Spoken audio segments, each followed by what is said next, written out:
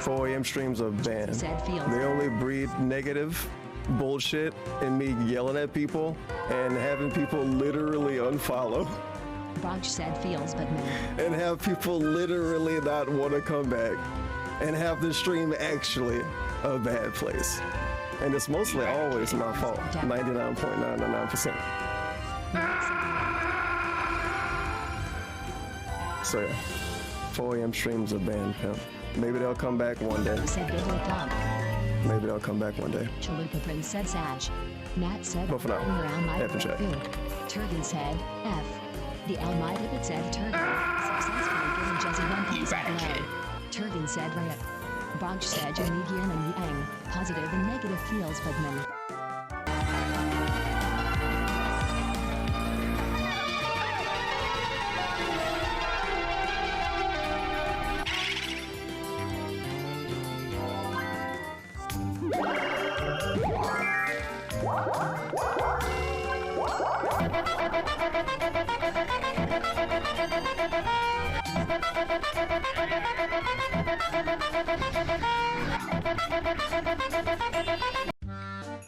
Are results out?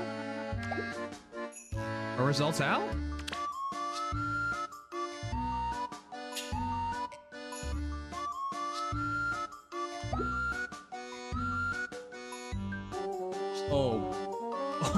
Oh my god.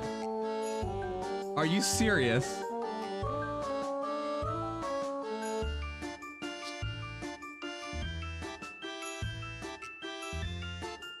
You lost. There one.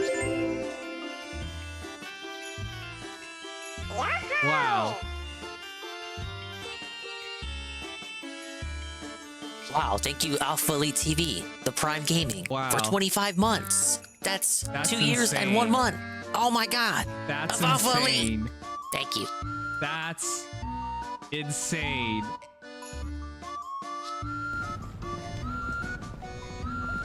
Hey Moggy. Don't tell Eve this, but I think it's hot when people are Canadian.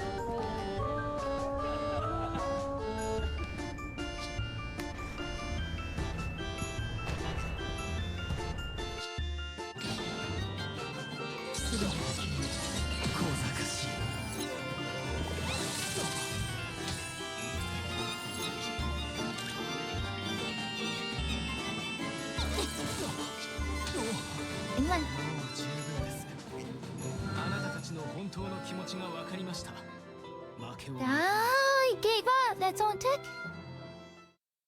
Weakling. I don't think I've had any issues with it today, so I don't know what caused it yesterday. Why was I not interacting with the chat? Because I was shitting. I wasn't here. Okay. Okay, guys, welcome back to Battlefront Collection. People were saying they'd like to see me try to play some Battlefront 1, so I'm actually going to try that right now. What the fuck is wrong with him? Why can you say it like that? Okay, guys, welcome back to Battlefront. Okay. With the chat because I was shitting. I wasn't here. Why was I not interacting with the chat? Because I was shitting. I wasn't here. He shakes his head. He shakes his head and rolls his eyes.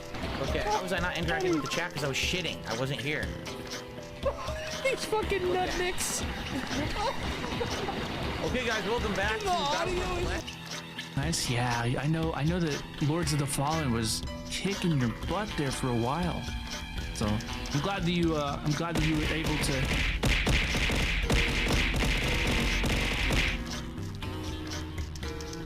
I'm glad that you were able to get that one under your belt. Congratulations. Thank you for throwing lots of stuff at me, Walrus. Workplace fear.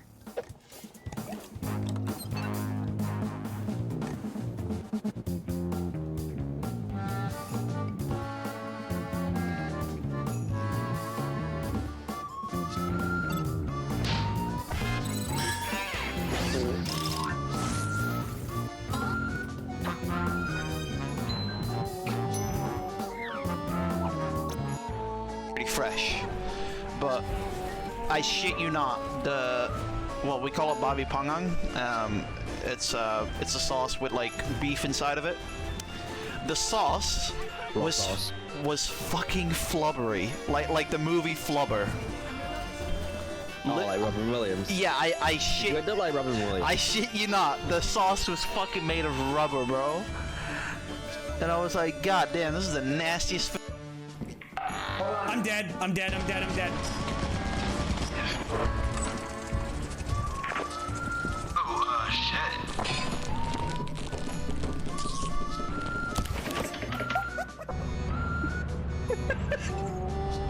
I think I can. You okay? Perfect. I did it when I got hit. That's funny.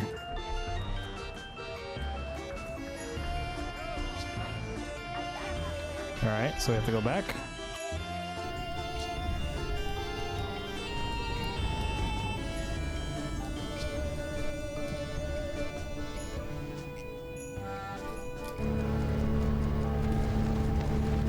Alright.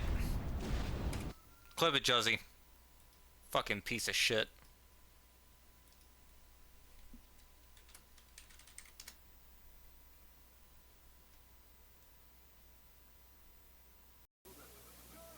Ladies and gentlemen, Garfield and friends. We're ready to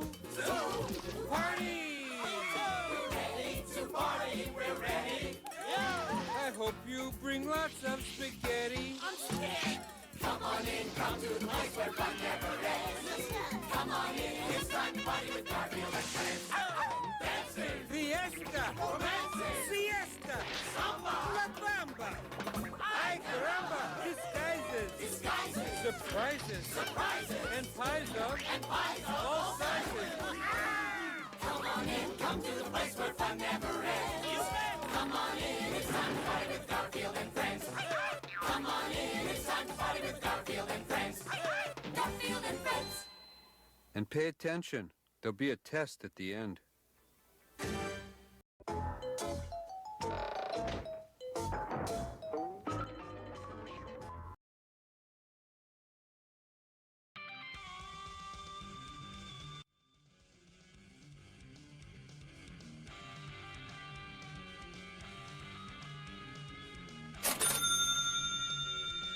Corvine lad sent $3. There's no way Nick is coming on BTW. My asshole smells like pepperoni. I bet you, I will let you fuck me in the asshole if Nick Rekieta does not come on.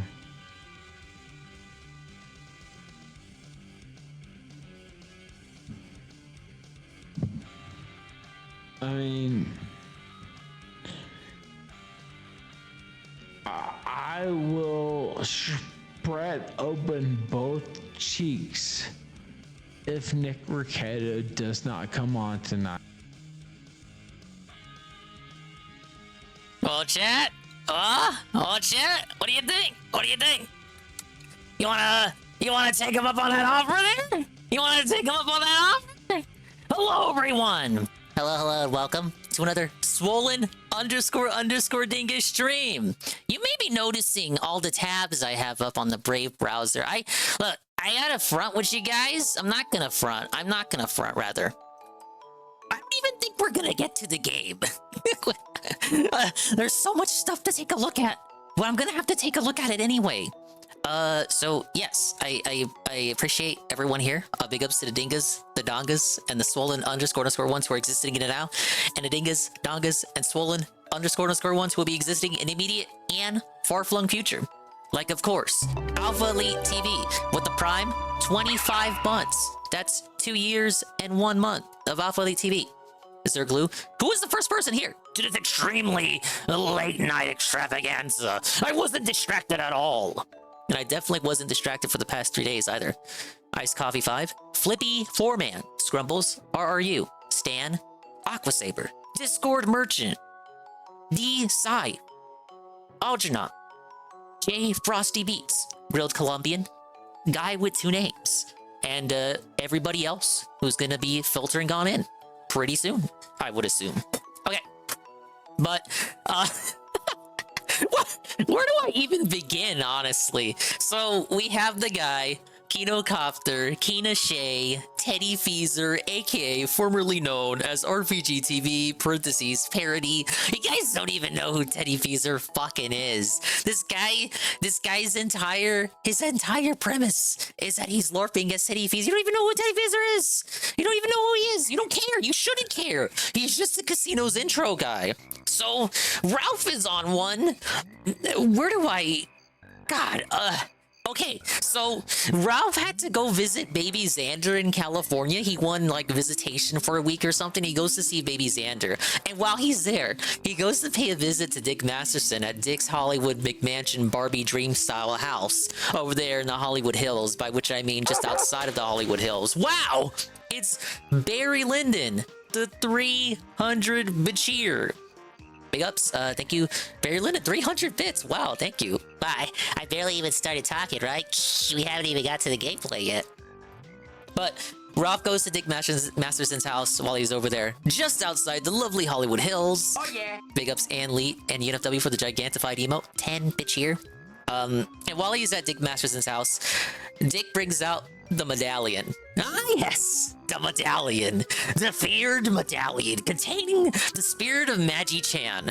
Now, many people have been theorizing, oh, but it has to be the original medallion. Oh, but don't you know, Chris Chan shoved the original medallion up his fucking asshole and destroyed it.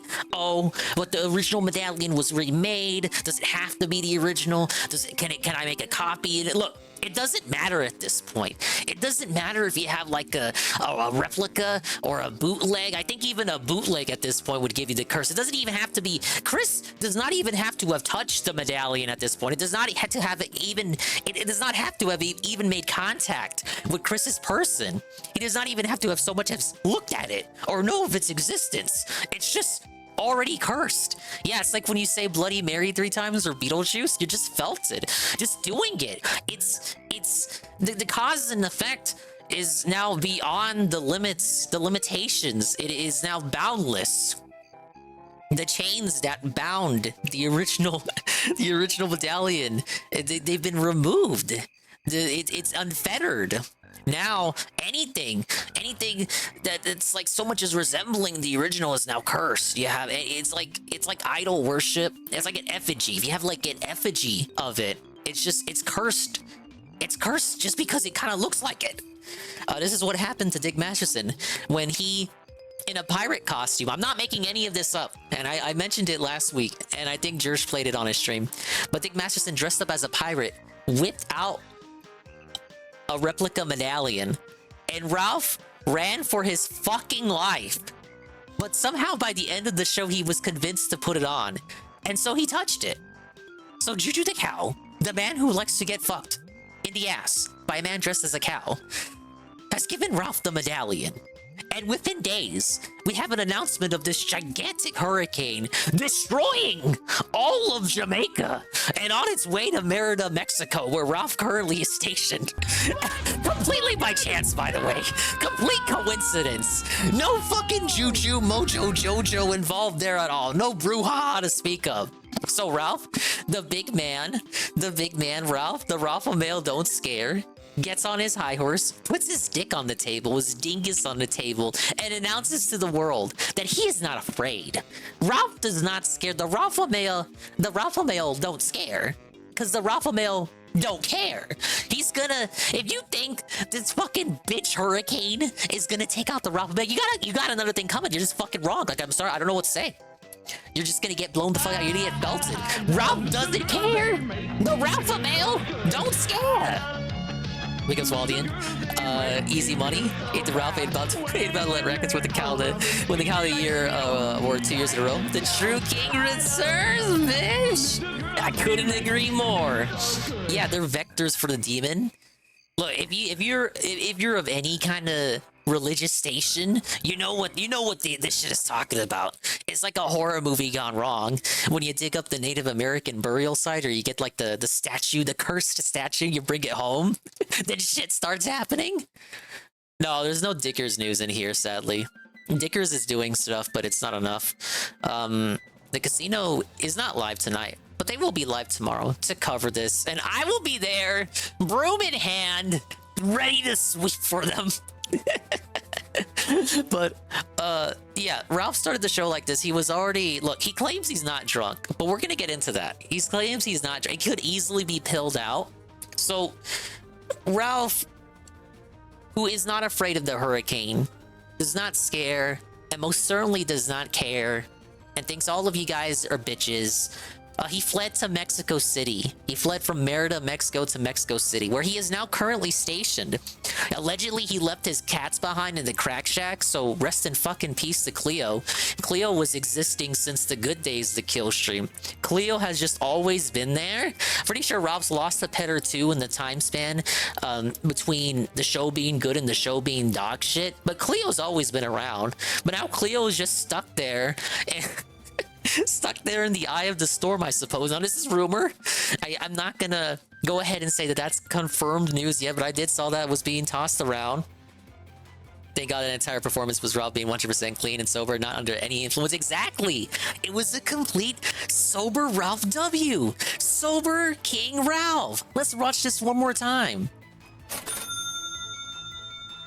Corvine Lad sent $3. There's no way Nick is coming on BTW. My asshole smells like pepperoni. I bet you, I will let you fuck me in the asshole if Nick Rekieta does not come on.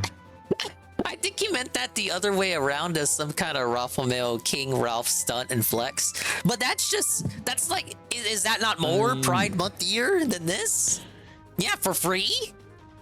I will spread open both cheeks. Did he get this line from Dale? Does not come on tonight. Now, thankfully, Nick Rekieta did end up coming on, but this is from today, around 6 o'clock this evening, Dingus time. Ralph booted up a stream to wait for Rekieta. Now, he's in this hotel room, presumably in Mexico City, with nothing else to do. He has no snacks. He has drinks, but no snacks, and we'll see a little bit more of that later on. He's out of chips. He's in desperate need of chips. There are no chips in Mexico. Chips just don't exist in Mexico. You know, I know Lay's goes by a different name in Mexico. I guess he just has a hard time looking for it in the Mexican supermercado. But he's out of chips. And he's hungry. Ralph has had nothing to eat. He's live listening to urban style music, the requests from the few donators he still has left. If you're wondering where Ralph is streaming, I'll let you know too. He's on a little site called Rumble because he was kicked off of Kick. He still is permabanned from Kick. Did you know Ralph is one of only 2 streamers I know who is permanently banned on Kick? The other being a guy who we'll also get to as a part of this never-ending incidental news of the now segment. It's a little something I like to call Ding SPN News. It's your favorite segment. It's my favorite segment. Ah, yes, it's everyone's favorite segment. But yeah, so Ralph got kicked from Kick. He still isn't unbanned from there. He got banned from Kick for A-logging his restreamer, who was also on Kick restreaming him. So he got banned for saying the N-word. Now, apparently, you can't say the N-word on Kick. Contrary to popular belief, you cannot say the N-word on Kick. So they booted him, but Ralph was upset that the restreamer also wasn't booted because, you know, it's restreaming Ralph's content. The Kick people told him, that's totally kosher. I guess even Kick was A-logging him at this point. So he went on a little bit of a campaign to get the restreamer kicked off and permanently banned, and I think he did succeed in that, but it was for the restreamer, it was a temp ban. But Ralph's ban was kept permanent. So ever since then, he's made his bed over in Rumble, along with Nick Fuentes, who has abandoned his site of Cozy that less than 24 people use at this point. The other site he uses is Robot Streamer, which is the site you want to go to when you want to watch copyrighted movies or copyrighted pornographic movies of people getting fucked in the ass by men dressed as a cow over the table with diameter. Big up, Snurgle. But yeah, that's the long and short of it. He went on Rumble to promote this exclusive Nick Rekieta interview. Did you guys know Nick Rekieta, when he got arrested, Nick Rekieta, that guy, promised Ethan Oliver Ralph, owner and editor of the Kill Retort, we're gonna call it the Kill Retort, he promised him exclusive rights. Exclusive, Nurgle. Thank you for the Ouija. He promised him the exclusive scoop, the all-inclusive exclusive scoop for the Rekieta return stream. Rekieta's first appearance post-arrest, I shit you not, was supposed to be on the kill stream, and then Rekieta just went ahead. And Rekieta went ahead and did his own stream anyway. And we restreamed that the other day. And guess what? Ralph didn't say anything and just continued to promote the interview, as Rekieta also refused to say anything and didn't mention the interview in any capacity whatsoever. So guess what? The time has come. The gauntlet has been thrown. It's finally time. As a hurricane tears apart the majority of Mexico, it's time for Rekieta to hop on the kill stream. And you're probably wondering, oh, I bet he ducked it. I bet Ralph fucked up. I bet Rekieta ditched him. You know, Rekieta loves canceling his live streams. I bet he found some sort of way to skirt around having to actually follow through with his promises and show up on this dead fucking stream. And guess what? You would be wrong to think that, because Rekieta did in fact show up. But before then, we got some incidental alternative news of the now. From AF Stream Watch, America First Stream Watch. Body cam update, it's happening! We have a body cam footage update from Null, operator of the Kiwi Farms. Joshua Connor Moon, that guy. Here's the response from the police department that he sent in earlier today. We're still waiting for our IT to compile and transfer the information to a thumb drive. The information being the requested footage, the body cam footage of the arrest of Nick Rekieta, Kayla, and April Limholte. So what they were trying to do, why this took so long, I know the initial estimate was fucking June 10th. Well, that turned out to be wrong. That estimate was, of course, an estimate, and we didn't know this at the time, but we do know now. They're gonna blur out all the kids' faces, gonna blur out their voices and all that stuff, so like the kids are just not the focal point of it at all. What we want out of the footage anyway is the inside of Rekieta's house, so that to see if it really lines up with what the police is telling us, because the police is telling us one thing. Rekieta is trying to claim it's a government conspiracy at a federal level to get out, to get them. So we're obviously the footage is going to exonerate one of the two parties, right? The footage will exonerate and tell us who is telling the truth here. Is it Rekieta with his governmental conspiracy theory, or is it the police department who looked at the inside of Rekieta's house and decided it looked like garbage? We'll see who wins out at the end. No guarantee that it'll be out. There's no no guarantee that it'll be out soon. There's no further estimate given. But we do see a thank you and have a great 4th of July here. Now, they're obviously not going to work on the 4th, right? The IT department. But this is from the record supervisor. But we have some updates on Nick's case. Nick attempted to have the court seal all of the records, but was denied. At least for now. The state has also provided a list of evidence, which includes CPS intakes from as far back as 2009. What? It also appears as though Nick had to complete an online course about why drugs are bad.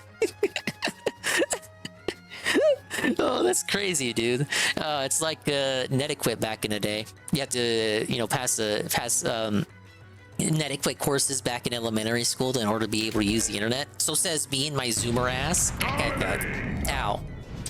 Thank you for the troll status hunted. But yeah, this is pretty interesting. According to this, and I hate to wonder why. I struggle. I hopefully this is. I mean, there's no way this could be a mistake, right? They seem to be alleging that right here, Child Protection Services has had interactions with Nick Rekieta going as far back as 2009. Wow! Even Jim knows not what to think of this news. And Rekieta wanted these sealed. And if you think about it for even a second, it makes sense why he wants that information not known to the public. Big ups to Red Animator and Red Check. Here's Nick's attempt to remove public access to the record. The judge denied it but a proper motion and hearing can still be held on the matter.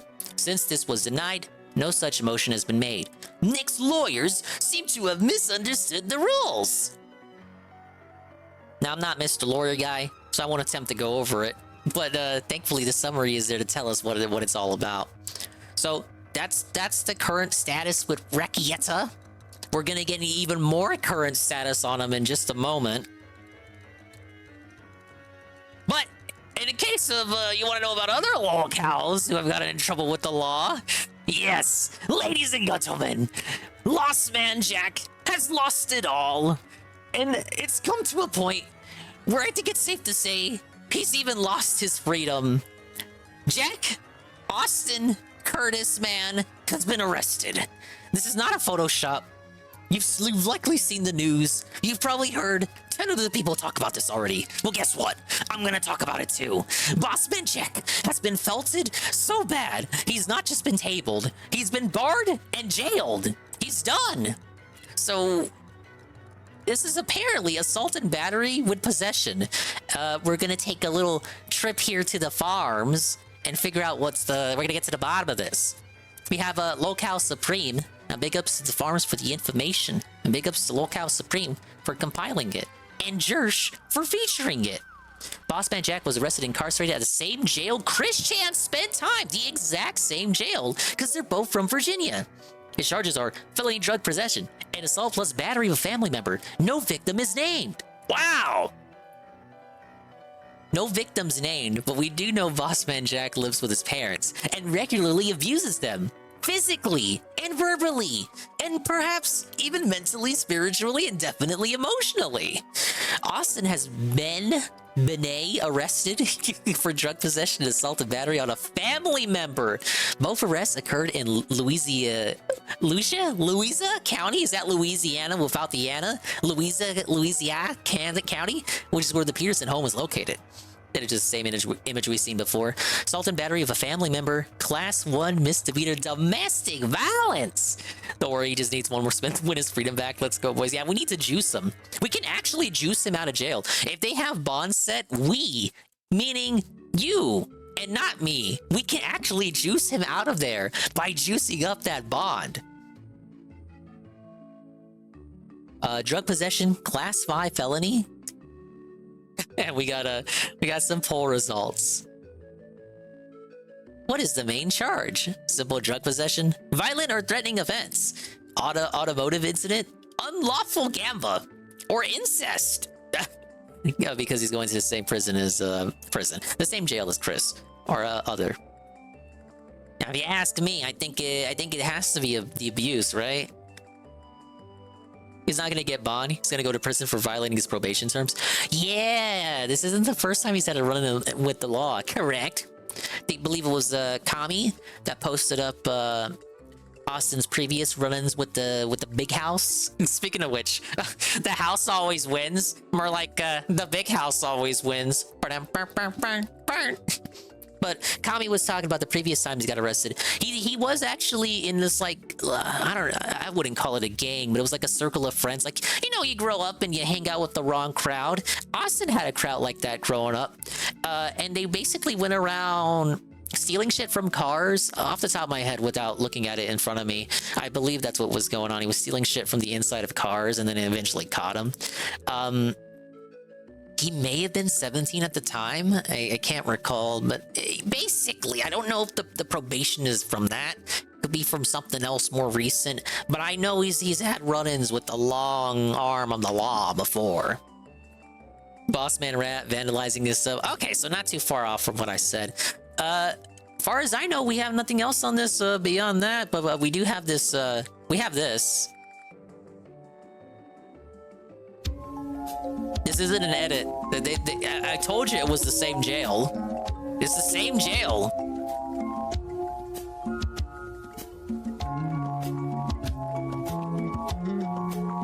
Get your lighters out. Wave your hands in the air like you just don't care. I see the crystal raindrops fall and the beauty of it. It's just rain. I'm not crying. To Dude, Austin literally has the "it's fucking over" face. Just the two of us. Just the two of us. He looks like he doesn't even want to be alive anymore. And Chris looks like he doesn't even have a soul anymore.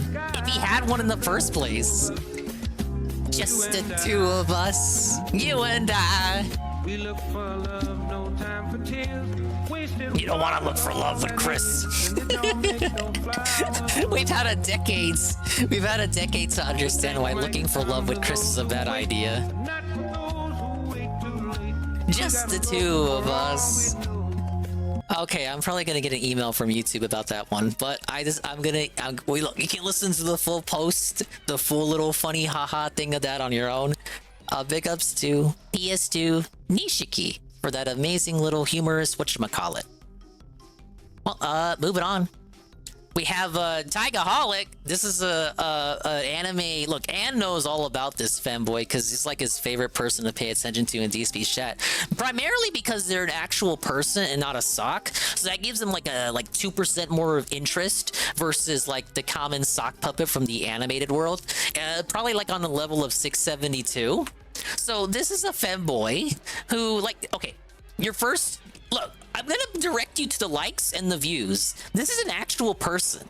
This is a person with the fan. People actually like this person. You know how you're in this stream right now and you're like, wow, it's fucking 1 in the morning. And you know what I want to fall asleep to? I want to fall asleep to a guy dressed as a shy gal with big boobs and a Luigi hat who's not playing Luigi's Mansion, but talking about Pride Monthy internet drama shit. I want to listen to that guy. I want to fall asleep to his nasally ass voice.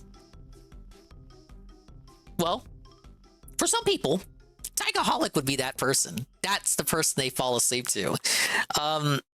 Yeah, they have a fan base, 6,000 likes, 600 bookmarks, 63 quotes, 347 reposts. It's not necessarily a nobody. They have a check on YouTube, which is what garners them so much attention when they go ahead and post in DSP chat. You know, not many people with checks go ahead and post on in DSP chat, right? Because they usually get a lot of heat for it. You know, we had that trucker guy who looked like Ash Ketchum, who had a little tit for tat with Anne a few months back. So you get some people now and then, and you know, I'm not gonna knock these people. They're real people.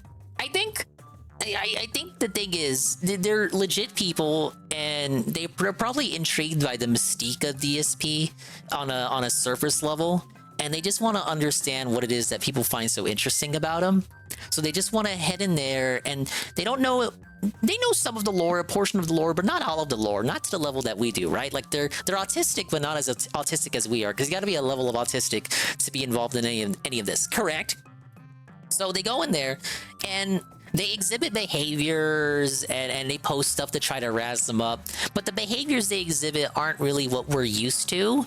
So they tend to be met with some kind of rebuttal from the sector, as it were. I'm not going to say community, but they're not really welcomed, you know? And, you know, it's not our job to like welcome everybody, but at the same time, I think it would be a little bit of a disservice to say that we have to gatekeep or whatever. You know, some of you may disagree. I'm of the opinion, like, if you just want to hang out, you know, you're cool, right? You're cool with me, I'm cool with you, generally, like on a general level.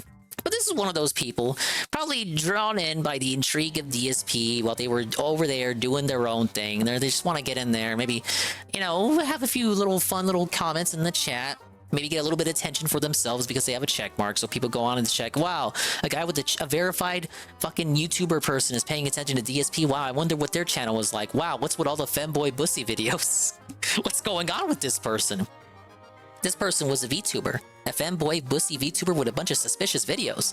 Anne has done a deep dive on this individual that I won't waste time on because I don't want to pollute my Brave browser with search results that will get me sent to jail. Well, they won't get me sent to jail, but it's suspicious stuff, right? It's the point I'm trying to get across here. This person is nuts. They recently got struck down.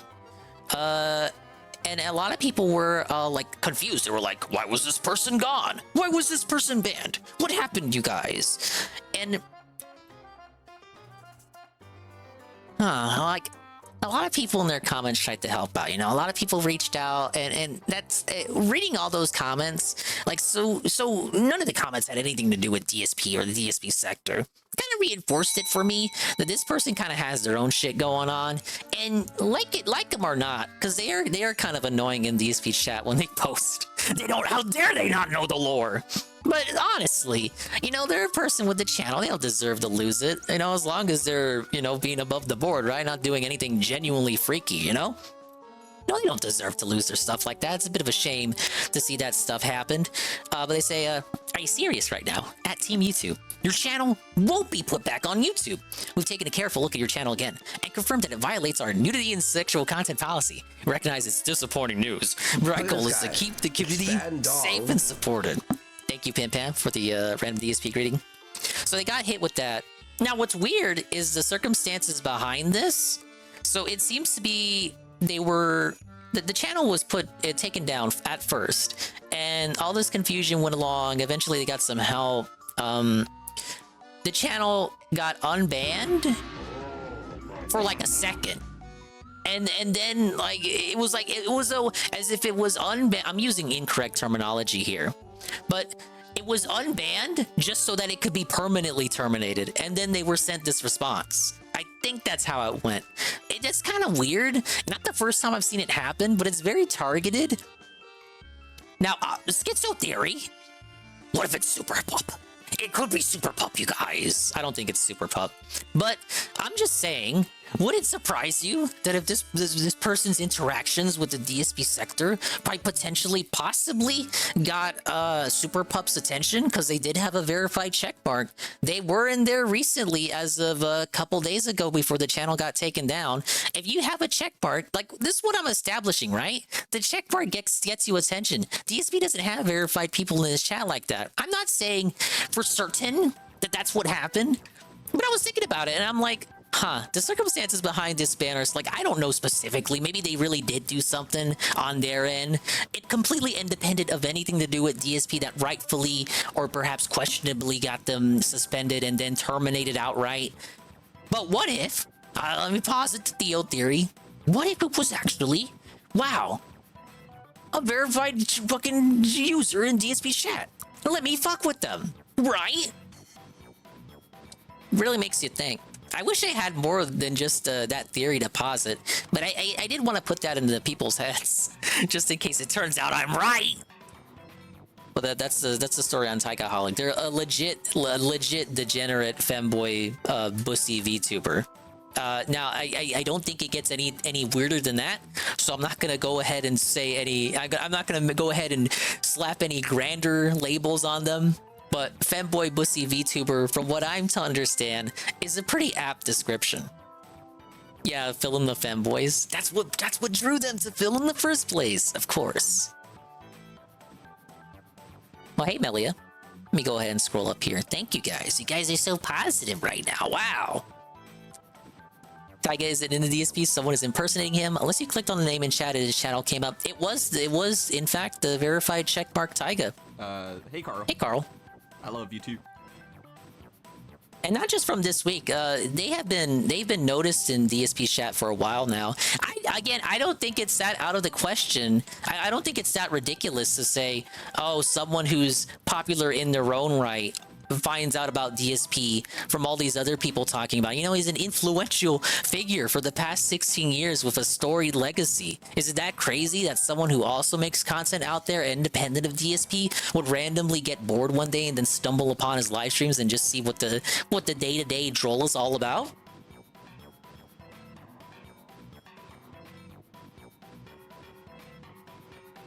Hey, praise that, Sue.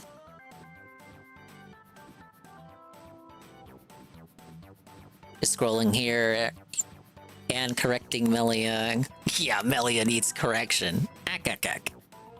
That's my one suspicious joke of the evening. I witnessed Anne do a penis inspection on Taiga. Okay, that's Mr. Pun's one suspicious joke of the evening. Taiga has a lot of enemies. CBH is probably not anyone DSP related. Probably not, ultimately. But I do think that's worth considering. But I wish I had more evidence to like substantiate that. But I don't need evidence to substantiate this Captain Crunch re-up. 1 month at tier 1 for 8 months. And they say, how are you tonight, Mr. Dingus? And I say, I'm doing great. His suspension is 100% not DSP related. Taiga has been slandered a couple years ago from other big VTubers, and that's when his harassment began. Well, if that's the case, that's the case. Last 6 months, I've been logging the frequency of new socks, which is why I started noticing Taiga. Yeah, again, and notice because, you know, all the sock puppets are there, and then you have these verified people who are real people that aren't socks, like Taiga and the fucking Ash Ketchum Trucker Man, and these other individuals, and they actually arouse more interest in the sock puppets because they're legitimate people, and it's like, well, why do these people watch Phil? You know, you got your reasonings for like the likes of Jade and Derek and Haseo and Slayer. They are real people. Those are real people, but they're also regards. So that's your answer to the mystery there. But what does Taiga see in this DSP person, this authentic Italian? What does Trucker Ash Ketchum Man see in DSP? Well, I can answer that when he saw dollar signs. Unfortunately, that arc went absolutely nowhere. VTuber by the name of Marina had a slanderous Twitter post on Taiga 2 years back. Oh, really?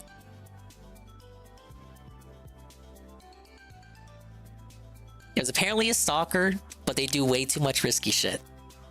Not surprised on him being slandered.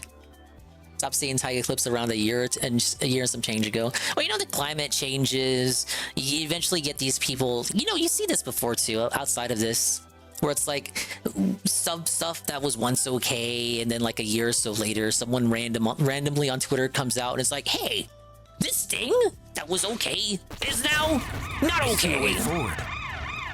But the Shroom Dukem raid with a party of 16 is okay.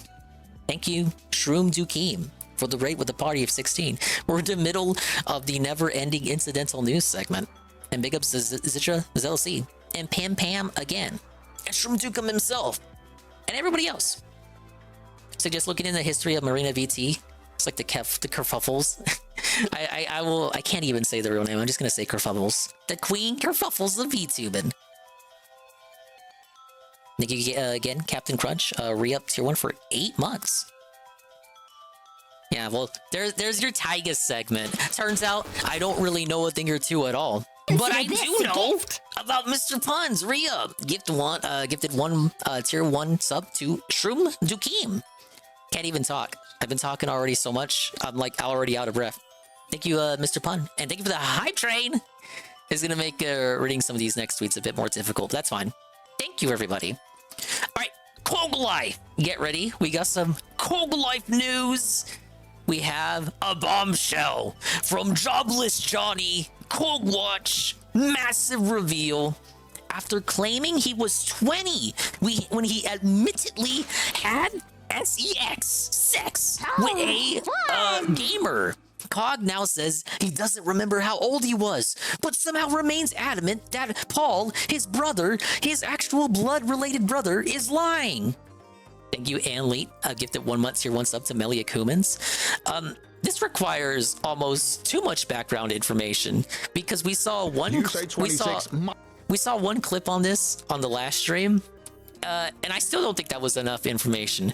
But suffice to say, Cog has allegedly done something very bad. And something so bad that even 2 of his 7 blood brothers are accusing him of being a diddler. Give me my gift! Whoa, big ups, are you iced coffee? And whoa, wait a minute. I'm not gonna be able to do the news. Don't you guys want to hear about Cog? Thank you, RRU. Out of nowhere. RRU 2 gifted subs. Wow. And iced coffee. We gifted sub as well. RRU, the tier 1s gifted to Grilled Colombian and Jetpack McQuack. And iced coffee, a gifted tier 1 to Turtle Kim Jung the second. Dingus is right, this is my favorite segment. I don't know. Is this something that you would call your favorite segment? This is disgusting. Cog? If this is true, Cog is like, well, would this make him worse than Ralph? I mean, Ralph waited outside of high school to like kidnap a girl too. Theoretically, hypothetically, that's not literally what happened. My best. But UNFW's 100-bit shear is even more literal. Thank you. The 100-bit cheer from UNFW1. Continue, but no one likes Cog. True. Yeah. Look, Cliff's Notes version, Cog was accused of being a PDF file by his two blood-related brothers. These accusations have been floating around for years. People have known about this, but it's been dredged back up again. Cog is claiming a new defense and spinning the story in a new way. He's the reason this is being dredged up again, because it was kind of like, for a minute, you're kind of like, oh, well, if everybody knew that Cog was a PDF, allegedly, why is everyone sitting on it for years and all this? Well, for years, there wasn't anything to really substantiate the allegations. And then the brothers came forward. One of the brothers actually went on the kill stream, Ralph Stroh, to shit on and trash Cog. Can you imagine that? You go onto an internet drama talk show to shit on your own flesh and blood. It's crazy. To do that, he'd have to be like, there'd have to be some smoke to the fire, you would think, right? We always talk about, when we watch true crime, loyalty, baby, and how family tends to stick out for family, put their neck out for family, even when it's like objectively they have done something bad to the point that you can't even cap about it. Because what kind of person, like, it depends on the crime, obviously, but generally, if it's like a minor offense or something, like, what kind of snake snitch goes to the authorities on a family member when it's something that's like a victimless offense or something that isn't that bad? Like, anything short of murder or anything sexual, I think it's understandable that family would kind of stick out for family. Now, if you're psychotic and it gets to the actual realm of true crime shit, you know, at that point, you get people who will cap for family members no matter what. But generally, I think psychologically, humans would cap for their family members in most crimes, most criminal cases. You know, because why would you sell them out like that? Not Cog's brothers, but again, it's understandable because what Cog was being accused of did cross that threshold into the sexual realm where it's like, well, no, I don't care if you're my brother or not. You're fucking disowned. You're disavowed, and I'm calling your ass out. So a second brother has joined in on the allegations. Now, Cog claims that this was all above board and the ages were all okay and they're lying about him. And actually, I shit you not, Cog said this. The brothers are jealous of his career as a streamer. Now, he also says the rest of the family has disowned the two brothers calling him out. So the two brothers claim Cog is a broke, homeless bum who's been disavowed by the rest of the family, whereas Cog claims those specific two brothers are the actual brothers that are disowned. And in fact, they're also jealous of him and his streaming career on YouTube, making fun of Ethan Ralph. And on top of that, Cog and the rest of the family get to enjoy holidays together, whereas the two brothers are never invited. Now, you see why people are kind of like confused on where the truth lies here? Because it's a bunch of he said, she said. And I don't know. Will we ever know the truth? Probably not. Especially because Cog keeps dancing around it.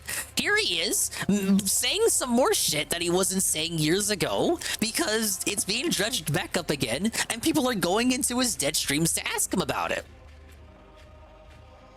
Yeah, Coxey. It's the new Quickville, dude. Again, you say 26. Michael says I was 20. You're like, oh, Cox said she was 2021. Michael says I was. That's the original story. Michael's the first brother and Paul is the other brother who is referenced in the tweet. When he said this, it was, and I was like, I was 2021 when this happened. He can't even remember how old he was. Okay. It's fucking ages ago. I can't even remember myself. It's fucking... He's got DSP to your memory. Actually, I've heard Cog is in his 40s. I've never heard Cog mention his age. It wouldn't surprise me. Thank you for the hype train again, guys. Level 2. 6 gifted subs and 110-bit cheers. Thank you. Fucking stupid. But they're the ones who want to... Enjoy your new emote. Stupid. But they're the ones who want to drag up the past and all this weird shit. And I'm just like, what's this about? Again. Well, I mean, the allegation is that you're a PDF, and 2, it's to slander you. Well, I can't even say slander because we don't know what the truth is. Slander, wrong word. It's to mock you. It's to mock and ridicule and critique you because it's funny to see you get mad, and then you respond to it the way you do. Look, listen to him. You say 26. Michael says I was 20. You're like, look at the way he responds to it. Of course they're gonna dredge it back up and use it as a like ammo against him. whether it's true or not, it almost doesn't even matter to the people using it against him, right? Because it's more about the response they get out of them. That's true, Carl. It is noncery. Ah, yes, noncery. Now, if it's true, nail Cog to a fucking cross. I'm not going to be ambiguous on that at all. But again, whether it's true or not, in the context of him being made fun of, it doesn't matter. people, the casino, whether if it's fake, if it's false, the casino's going to parade it like it's the truth anyway. And people are going to use it to make fun of them even more. So, Cog, the best thing you can do is just not stream anymore ever. And certainly don't give out explanations like this to just add more fuel to the fire. You should just, like, lay down and order some more hash browns. But that's my take on that.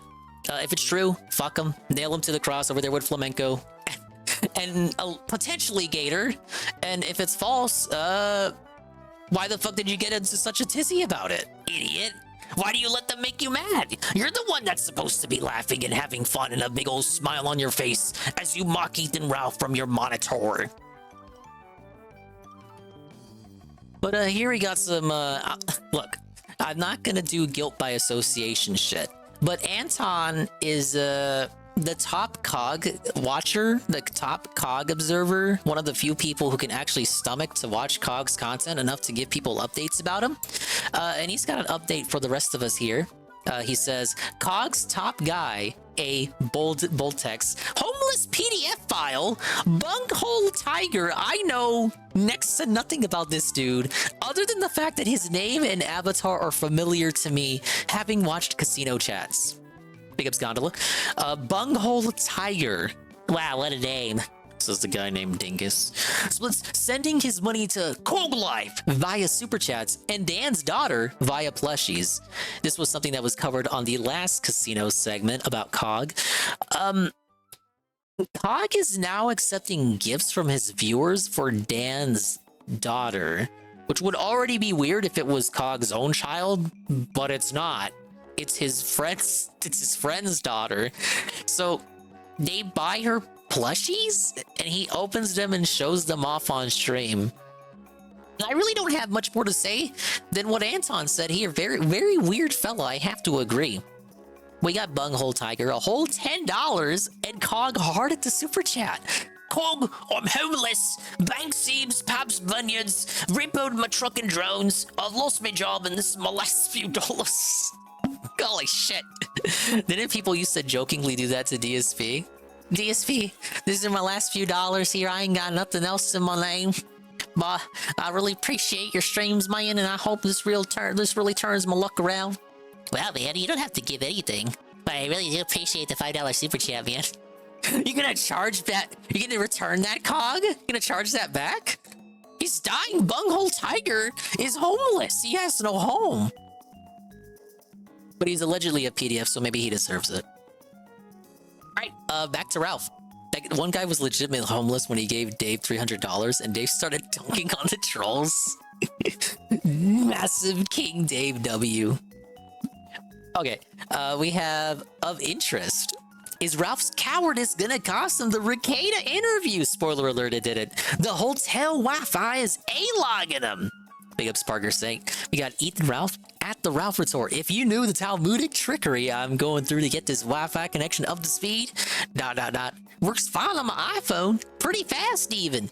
Oh, but on the PC, I've rearranged this entire room to get closer to the signal. The Aztec gods have joined the Mayan ones from Merida too to help me.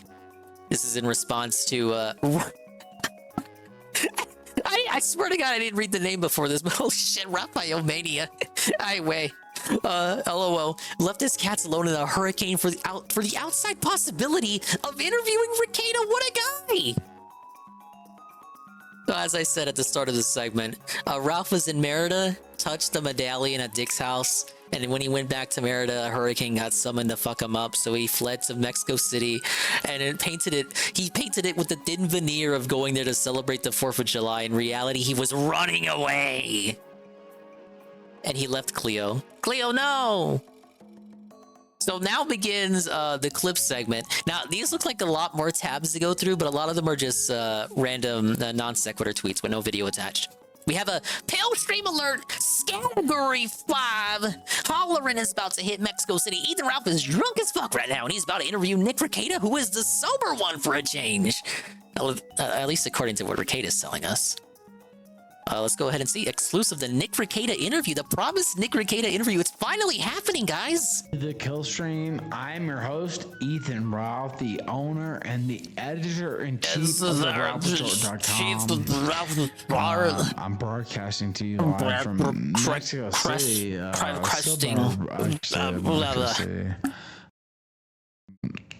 And I did that partially because I thought it'd be fun, and partially because didn't want to wait out a hurricane. Yeah. I think it was the latter more than the former. On Rumble. My Ralph-a-doos, sir. Well, thank you for that. And there was also a couple more. Jim Gardner sent in a song, which most of the stream before Rekieta got on was music. Fine here. Give me a second. If you only knew how hard it was to get this show on the airs tonight, like. Why don't you talk about it? Make that a segment. Oh, I love Ralph when he's like this. We're so close to a depression session. I need some of the Mexican Xannies mixed with the fentanyl that Ralph's on. It sure fucks you up deeply. Look, you'll hear it later on, Carl, because I don't know if you heard it already, but Ralph claims he was not drunk, and he was so ready to take a breathalyzer test, but he needed to be paid like $1,000 first. I don't think that ended up happening. All right, so we have the Rekieta interview. Allegedly needs to be rescheduled because Ralph's too fucked up. What? Reschedule. No way. Reschedule. Why do you think so? Why do you think that? Reschedule? Give me a good reason why to reschedule. Wow, you're fucking wasted and pilled out? And like, listen to him. Reschedule. Why do you think so? He's slurring his words worse than me. Give me a good reason why to reschedule. We'll never know if that viewer gave him a good reason. I actually am sober, but you can't tell a log's done. You know what's funny is I see Win says Ralph is sober. I actually am sober. I am sober. I never wasn't. You can't tell a log.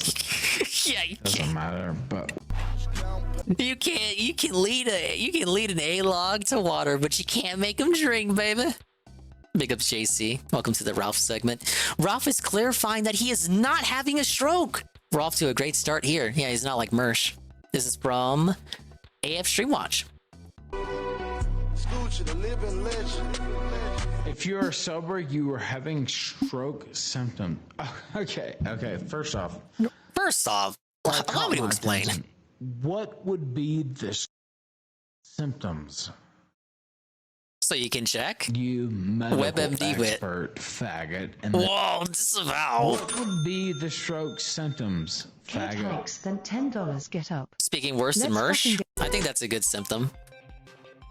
Now we got some PvP tweets. PvP was live tweeting the whole thing. I've got it arranged in chronological order for the most part. Raphael wins are endless. We await your orders, Sober King. Baldo exonerated of all our charges. Yes.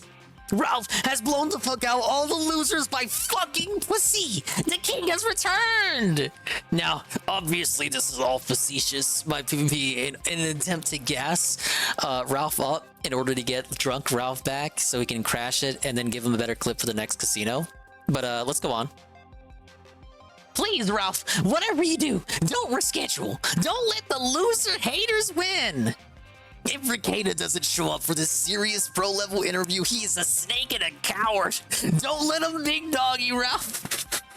I sometimes speak to Ralph like this too. You gotta speak to Ralph. You gotta communicate with Ralph in a particular way, or he's not gonna accept your communication. We got a misanthropic doomer at Dookie Wave. Everyone watching the kill stream right now. We got the president, the former president, that guy. If he shows up tonight, which I assume he will. He will. Will have fulfilled his mandate, right? And President Trump, I really don't know what he said at the end of that sentence. I don't think he knows what he said either. Look. What did he mean by mandate? Their agreement that he agreed to come on? It's about as much as I can make out from that. Think of Shay was so. We have Brian Dunn, King of Pole, who I was alerted to by Cerulean, to his presence on the stream. Of course, Brian had to involve himself in this shit. King of Paul, this is just sad. Shut up, nigga. You suck dick, nigger. Whoa, dude, whoa. Die and choke to death. Don't even pay attention. No one call attention to anything. Dick that you suck. Brian does suck though. You guys think only iced coffee's annoying? That guy, Ryan? Like, shoot, you've seen nothing. You think Ryan's bad? Wait till you see Brian. Yeah, ridicule and critique, and I completely disavow the voice you just heard was a video I was watching. I was making fun of known far-right influencer and basically a white supremacist Nazi Ethan Oliver Ralph. I'm a based liberal Chad, and everyone in my chat is a liberal, and we all donate to... Which one do we like, Israel or Palestine? We all donate to... This is the path I chose. We all donate to Iggle Wiggle and the Raid with the Party of Two. Okay, Palestinian has more liberal support, but Twitch is owned by Amazon, who loves we love Israel! Yes! Sadly, Ralph has maxed out the poverty Mexican hotel Wi-Fi and content is cucked. Sad! Pathetic! No one tells Ralph what to do, Master Trolleys. He'll cut you short, bitch! Yeah, you're right, RU, for just to make sure we cover all our bases. We love both of them. Is it really only 7:19 p.m. Eastern? Jesus. Homie booted up too early. Look, as soon as Sarah put this on in the call to like restream it, that was my first question. Why did he boot up 2 hours early when he knew he was like this? Did he really have nothing else to do in his hotel room?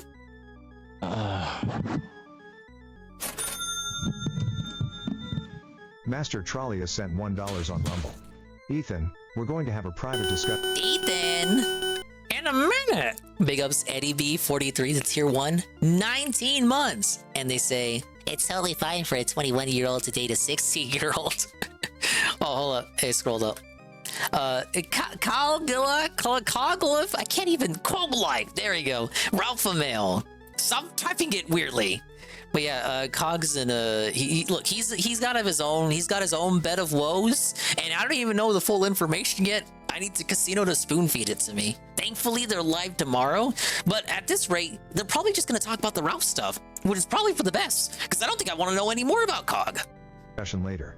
Yeah, take it easy, Eagle. Buddy. Cut this one short, please. Yeah, I'll cut you. Please. Let's get a replay of that. Later. This is ostensibly a genuinely concerned fan. Master Trolleus, that guy. Ethan, we're going to have a private discussion later. I love you, buddy. Cut this one short, please. Yeah, I'll cut you short, bitch. You don't tell me shit. I'll cut you short. Who you talking about? Cocksucker. Cocksucker? Big ups Golem. Cut what short? Oh, what short? I ain't short, bitch. You see my license? I'm 5'1". Short. That's what pissed him off. You said short, buddy. You shouldn't have said that. You don't tell me shit. Cut it short. I'll cut your fucking life short. Fuck. Damn. Really okay. Dude, that was brutal. That was actually kind of good. Look, sometimes Ralph can come out with some zingers, man. Life short. Fuck. Look, dude, that was off the cuff. That was out of nowhere. Out of left field. He came with the swing. With the king, you better not miss. Ralph needs to light that cig or he's a bitch-made big dog slave of the Mexican motel. Don't be a pussy, Ralph. Be a hero and light that cig. Oh, yeah, you're not supposed to do that in a hotel, dude. Cog did that in the hotel he took his babe to for Valentine's Day. Ralph is losing energy. We need him to make it to 10 p.m. Send Ralph your energy now for him to rise up and hold Rackets to account. This was at 7? Holy shit. He needed to last 3 more hours? Ah. We have Suvarok, who was the Ralph restreamer on Kick I was talking about earlier. Big ups. If you want your Ralph Mail restreamed content without giving Ralph a view on Rumble or Robot Streamer, the stream that gives you the streaming site that gives you viruses and gay porn, you should follow Suvarok on Kick. For the verdict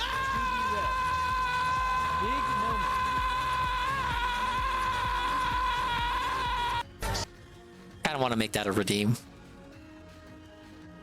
We got a please, Rekieta Law. Bail on Ralph. The internet needs this.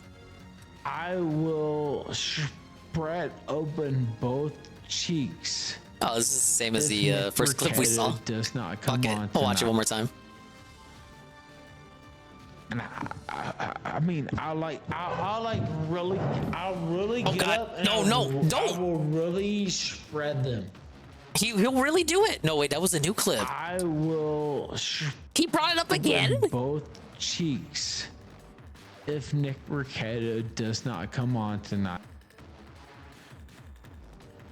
And I mean, I'm gonna do it. I'm gonna do it. You think y'all think I won't? I literally got up and spread the cheeks.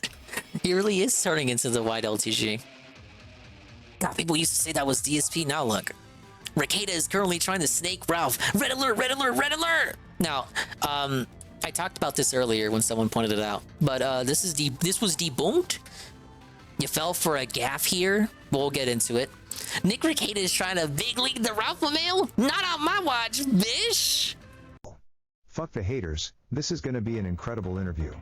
Shout out to King Ralph. Hey, you know what?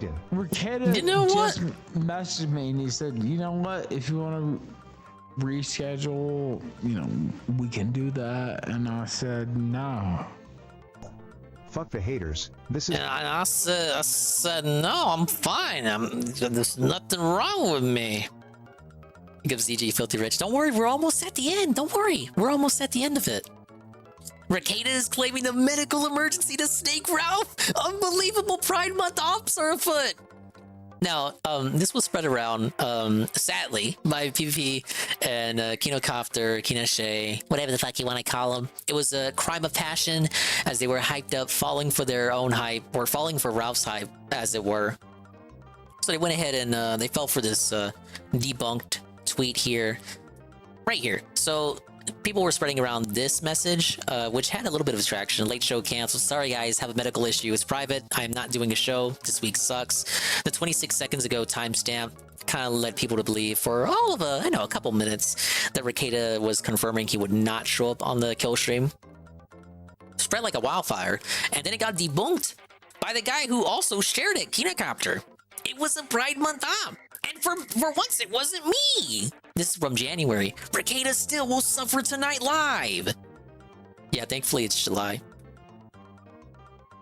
And, well, aside from actually watching the stream itself, which unfortunately we will do, that is the Rekieta and Ralph situation as we know it. There's nothing more to that. That was the highlights of the Ralph's preamble and ramble segment. And then the interview actually started. Now, I've not seen much of the interview. We're gonna take a look at what it was all about.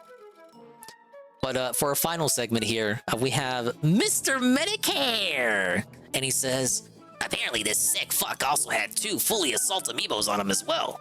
In response to our good friend and DSP's good friend for news, Wario64, who says, man sentenced to 4 months in prison for carrying a 6-inch Master Sword in public from Warwickshire.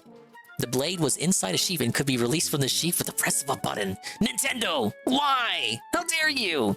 Look, it's barely as big as the ruler. And there he is, looking like, who does this remind me of? Oh, it's Doug to Naple. It's Doug to Naple right there.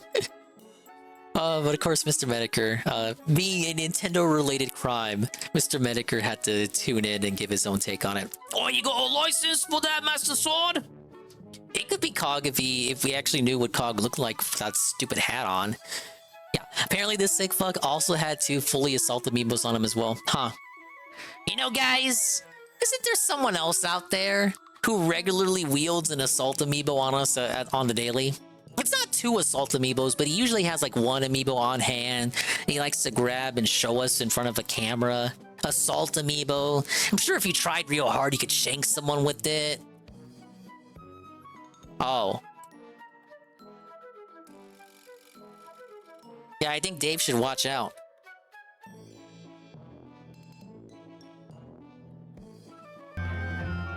But there you go. That's the news segment. I hope you appreciated it. We learned a lot, didn't we? I hope it was as fun for you, Rue, as it was for me. Now, as I said, I'll probably do a little bit of Scare Scraper, and then eventually I'll actually do the mansion. But I just kind of want to get into this interview and see what it was all about. Actually, no. You know what? Wait! Just as I was about to get into the game, I forgot. There's a few videos I want to look at. We're gonna have a video segment. This stream is never gonna get to the good stuff. Actually, no. The good stuff is happening right now. The good stuff is all the time when you're in the Dingus stream. But, here.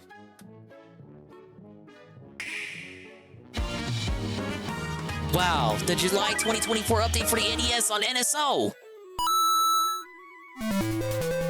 We have a Cobra Triangle. Carl, I actually talked about Boss before you came in. Big up Skokie. I think I have this on Rare Replay. Played it for all of 10 minutes like DSP when he had the same collection. Yeah, it was on Rare Replay. It's a rare classic. Got Solar Jetman. It's another rare classic. I think I played this one on Rare Replay as well. That's you driving home. You drive home on a boat?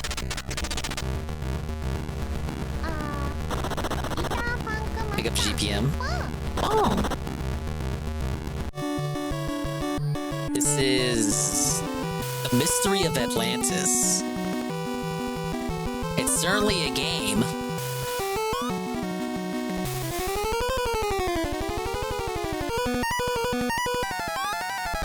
There's some crazy bus-ass music. My ears hurt. Oh, Mach Rider! This is a lady that people want to smash. Even though functionally, like, she's not really that much different in design from Samus with the suit on. People like this game, right? Or at least they pretend to like it because of Smash?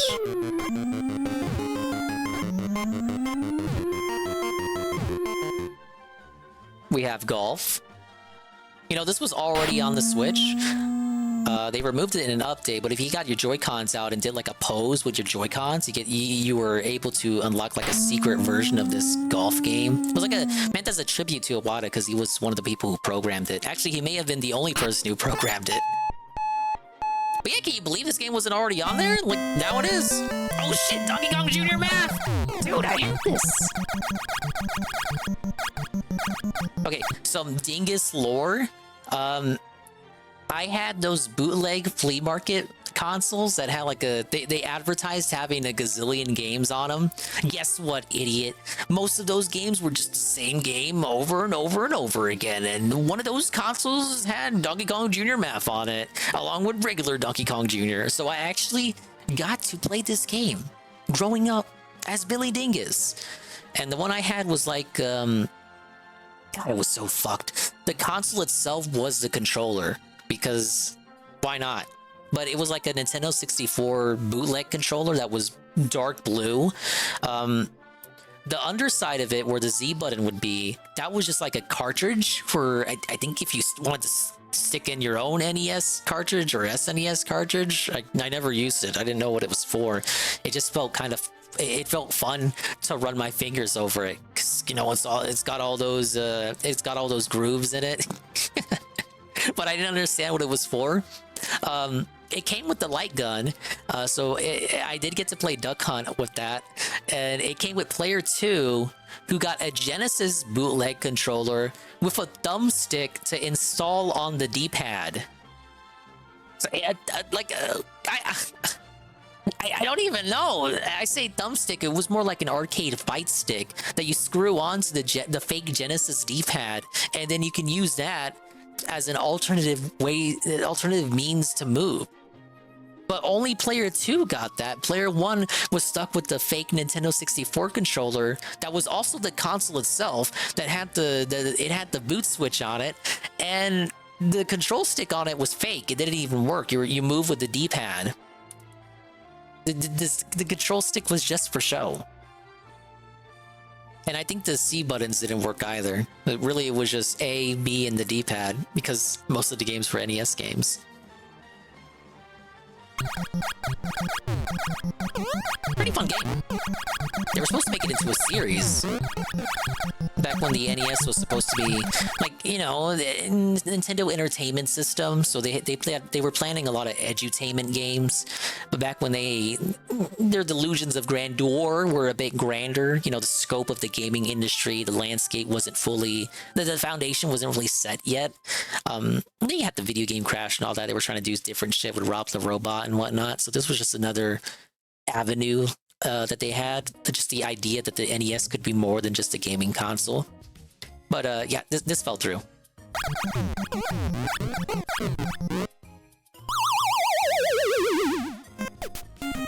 And Urban Champion, another bootleg favorite.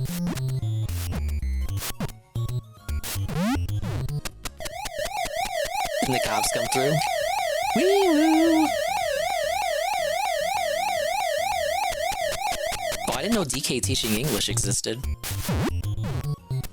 I know they planned for a music one, but it didn't make the cut. All right, the 7 new games. 7! Dude, we're lucky if we even get 2. As of this, most first-party NES games appear to have been ported over, with the exception of the ones that require the light gun or Rob the Robot. An exception that doesn't require either of those would be Star Tropics 2. And apparently a European exclusive Mario Brothers port for NES, which I didn't even know that was a thing. Well, one more video, and then we can get straight to the interview. I say that like we're gonna pull up side scrollers. Big ups Almighty Tevin. You just missed the hour-long news segment. Big ups Heavy Metal Gamer. When Urban Champion was released on the Wii Virtual Console, that game got shit on so bad. It's actually enjoyable to a point. Very repetitive. Fighting games was not Nintendo's strong suit. Well, of course, it was NES. There was no precedent. There was no precedent for fighting games yet.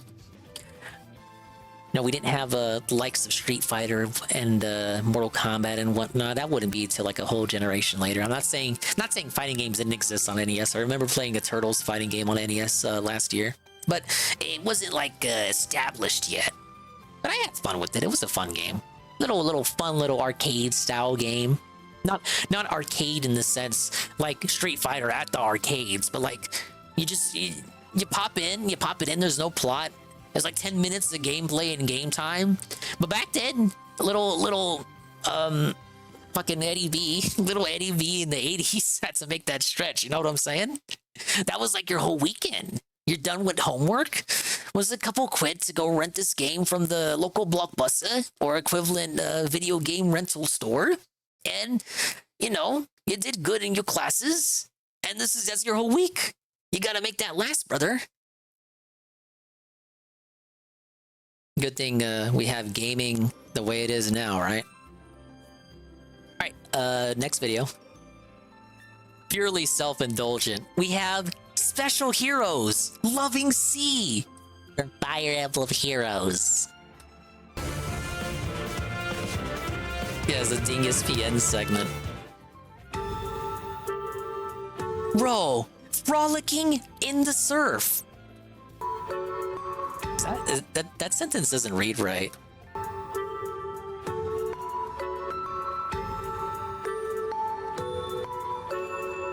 Whoa, we have the lady! Emblem, engage! I got this swimsuit from the boutique.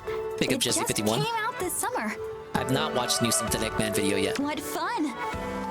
She is a colorless dragon.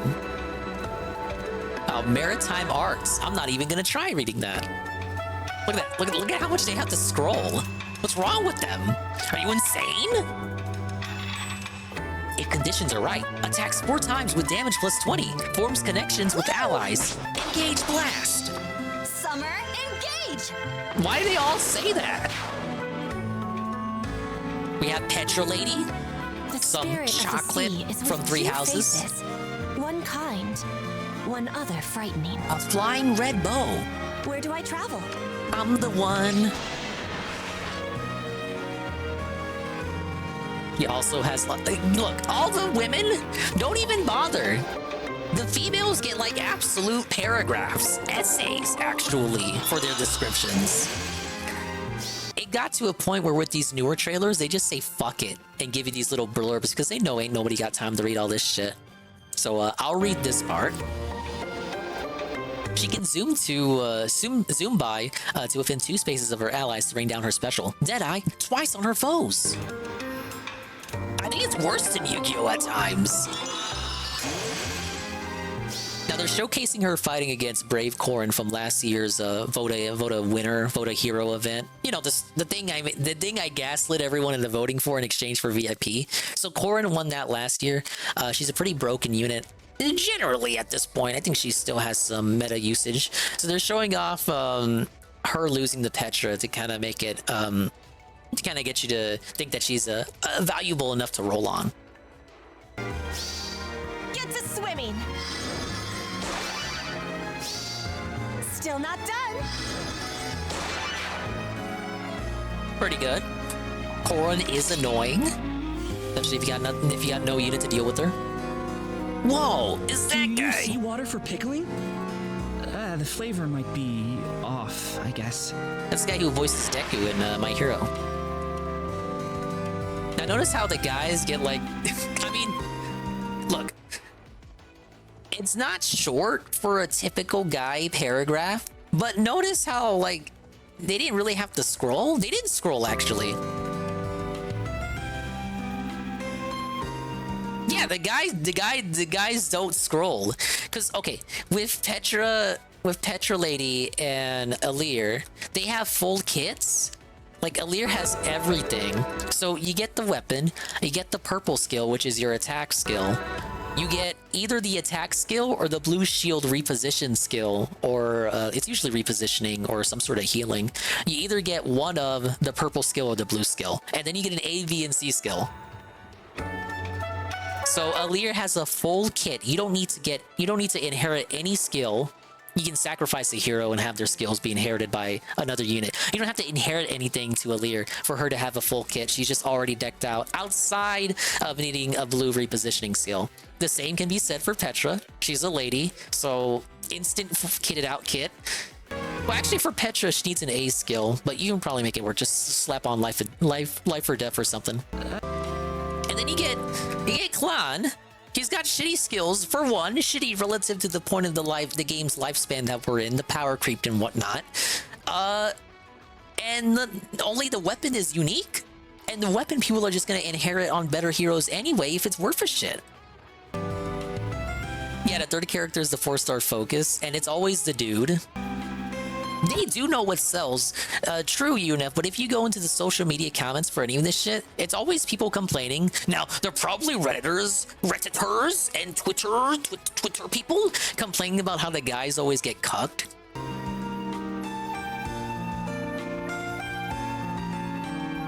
I mean, these games have a large female demographic of people that play these games. I'm almost willing to say, well, maybe it's dependent on the game, but like the female audience is greater than the male audience at times, or maybe it's just that the female audience is louder. Because like it's always, when it comes to fan art or fan fiction or like any kind of fan work, it's always a lady style person making that for the most part. You know, men do dabble in that, but more often than not, especially when it's like fan art, it is often a female behind that. And those are the people that complain whenever they never get catered to. Speaking of ladies, I fear my natural charisma might be drawing too much attention. Mamma What mia! is with her? We got Bernadetta. Yes. And who's that slut over there? They got the longest. Oh my god! Look how long that is! I don't even want to begin. With their harmonized skill, they and their allies stop foes in their tracks. Plus, they have godlike reflexes.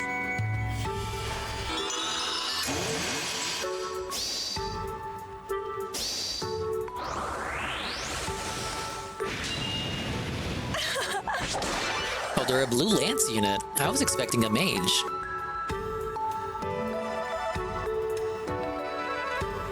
Yeah, so they're a duo unit, so they get an additional skill, which they're highlighting here, showing off.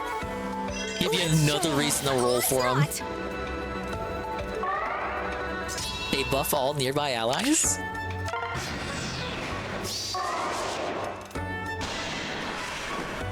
You got Hineka there. I don't know why they would show off against Hineka. She's not really relevant at all. This is an old unit they're showing off for.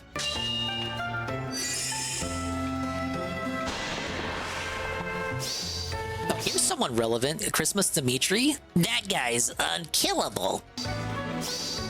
All yours. I'm the one.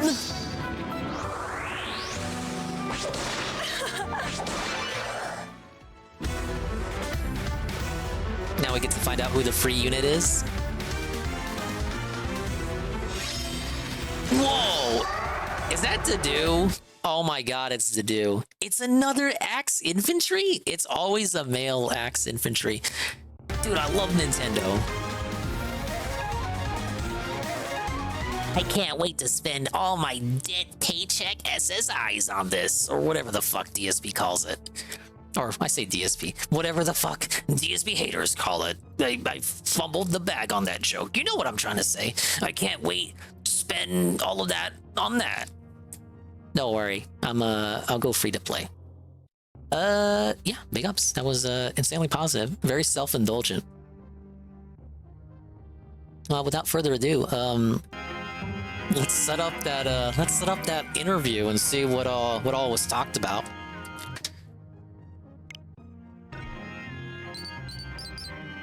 Wow, we're already halfway there on Bring It Back to Dark Moon.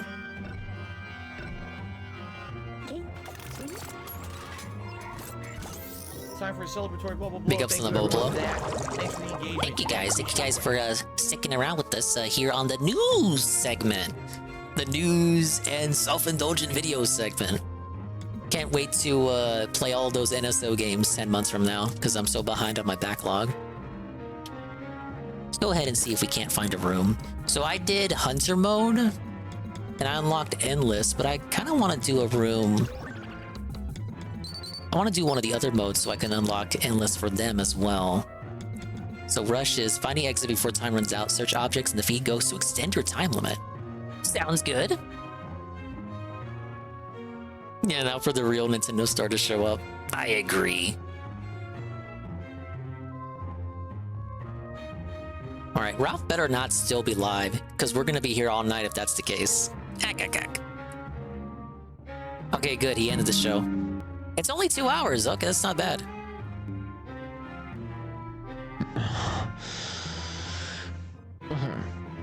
So...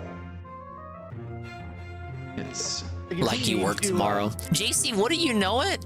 It actually took until relatively recently for me to know the answer to that. And then when I found out, I was immensely disappointed as I learned that Canadians have tomorrow off as well. And by tomorrow, I mean later today. But Canadians got Monday off too because it was Canada Day, but Americans didn't. So you got like Canadian agents. The Canadian agents got Monday and today off, but Americans only get 4th of July off. What? But Canadians aren't American. Why did they get 4th of July off too? Has it ever worked like that ever? In any of the places you guys have ever worked for? That have like national and international correspondence? Fuck this fucking place, man. If we need to reschedule, I can't. It's really not a big deal. No,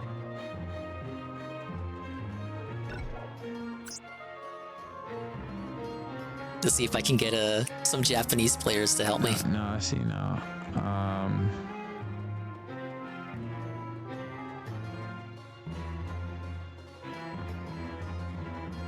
I see you now, and thankfully I am getting holiday pays. I wanted to ask you a few questions. Big ups, BR Joe. The Twitter redeem. Oh, dude, I love Twitter. Let's take a look here. Look, listen. What's trending on Twitter? Hey, I actually got someone in. Let's see. Engage is trending for the banner.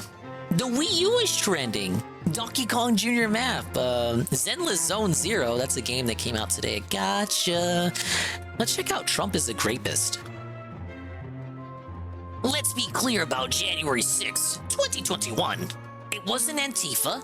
It wasn't the FBI. It wasn't Black Lives Matter. It wasn't MAGA. Oh no, it was MAGA. Scratch what I said before. It was MAGA. It actually was MAGA. And that guy, hashtag Trump is a Grapist, is completely unrelated to the actual tweet. What an absolutely genuine and not at all botted 5,000 liked tweet from Amelia M, whose profile bio is just hashtags they support, like BLM and resist and blue wave and feminist and resistance and anti-fascist and votes blue some more in 2024. That is such a fitting hashtag. I've talked about these bots before, but these people aren't real. Like, I'm not saying that like they're inhuman, but they are literally inhuman. At least have like a convincing personality. These people have no person. They don't tweet about anything but politics. How does that make me? How is that supposed to convince me that you're a real person? You're not. Your whole feed is politics. You don't even talk about like, I don't know what you had for breakfast that day. You know, real humans don't tweet like that. You understand that, right, Carl? Like, real humans don't talk like that. Like, people on social media, just go to your Facebook. If you got like a Facebook with your boomer relatives, you know, they talk a certain way on the internet. That isn't how these people talk. It's very disturbing. But not as disturbing so much as it is annoying. Oh my god. Look, I thought that led into the other room. Yeah, my thoughts on that, well, those are my thoughts on it, VR Joe. You're welcome. I hate liberal bots. Now, that's not to say that, you know, conservative bots aren't just as annoying, but it's like, does anyone even really seriously argue that Black Lives Matter did January 6th? Like, that's such a non-argument. No one ever said that. No one, and if someone said that, it was probably just an equally botted bot, but it was a conservative bot. A conservative bot probably made that argument once. But no one has ever seriously argued that Jan 6 was actually perpetuated by Black Lives Matter and Antifa. Well, Antifa, okay, I have seen people argue for Antifa, but I haven't seen anyone seriously argue that Black Lives Matter was behind it all. Antifa, you got the schizo theories where it's like, oh, they had people hidden in the crowds. Now, to be fair and to be clear, I do think that's like Chudley Cope. I mean, it's pretty. I mean, you can have your theories, but I don't know. Maybe that's just like you can talk about how responsible Trump actually was in the end. I think it's better to say, look, don't look at it as a concession or Chuds taking the L, but just frame it more as, you know, what really happened. And what really happened. What actually happened there. Oh, they're signaling to me. They can't say over here. They removed the ability to say over here. I got distracted from complaining about politics. Wait, I must have played this mode once on 3DS. Okay, now we gotta get the red coins. Yeah, what was my point? Oh yeah, don't look at it as, you know, oh yeah, you gotta like accept responsibility as we perceive it. No, just, you know, be real about the reality of it. The reality of it was people walked around and they like tossed a few desks. They got a few of them got rowdy. but most of them just toured it like they were at a museum or something. Like, that's the reality of it. Don't accept their narrative that it was this new neocon 9/11 perpetuated by the Nazis. And if you respond to that, you accept their narrative and give it credibility and validation by retaliating in self-defense. Like, oh, it was actually Black Lives Matter. Like, nobody. No, you're insane. You're stupid. Just be real about it. Be real and just say it was nothing but a couple of people walking into the building. Correct. And then you got Nick Fuentes over there on the outskirts saying, everyone disregard the police. Big ups Dead School. I have not seen The Boys. Of course, like,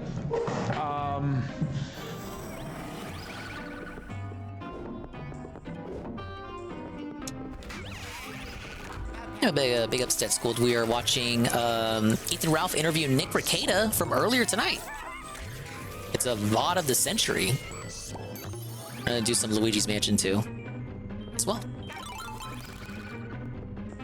Good job. Did it pause already? Is he alive? What happened? It did pause. Question mark?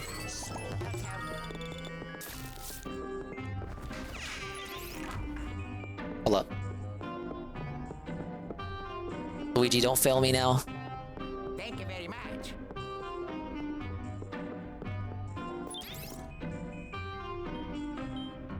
I wanted to ask you a few questions, of course. Like,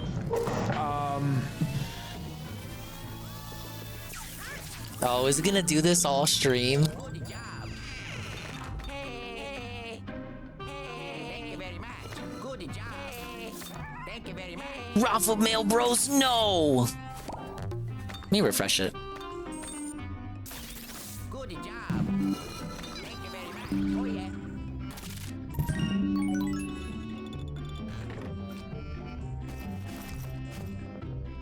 Dude, we may not even be able to watch this.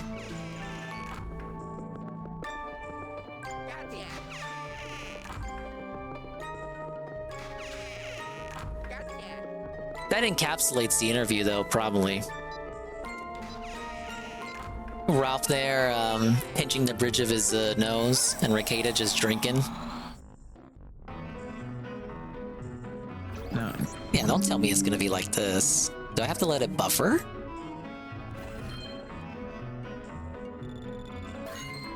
Alright, I'll just let it buffer. I'll let it buffer. We let it buffer there.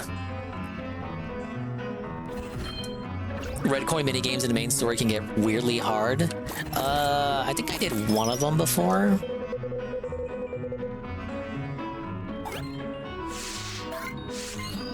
Give it like a floor or two to buffer. Yeah, but this mode, you're just rushing for the exit. You can get time back by catching the ghosts, but the ghosts are not the priority.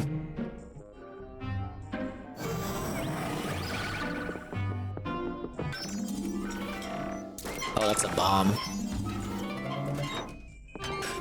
Oh, I guess you can use the dark light to get more time too. Easy steal.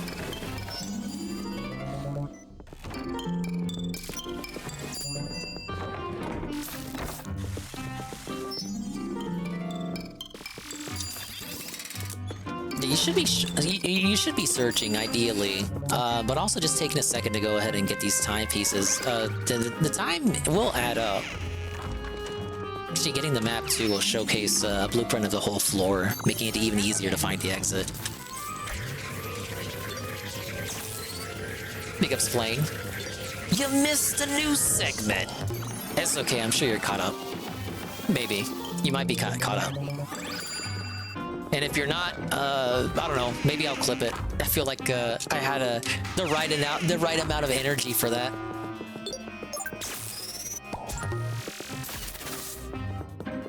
Oh, wait, here it is.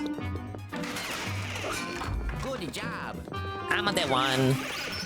Thank you very much. I'm the guy. Hey. Good job. It gives some people time there to get by. Oh, shit. The room was cleared! How do you summon a ghost in a room that's cleared?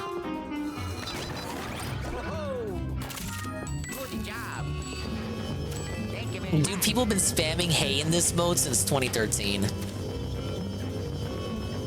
They took away Luigi's over here. Used to be able to hit on the touchscreen any room in the map and he would say that.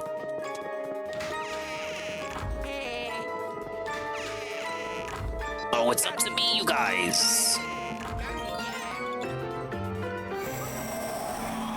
Alright, can we get this playing?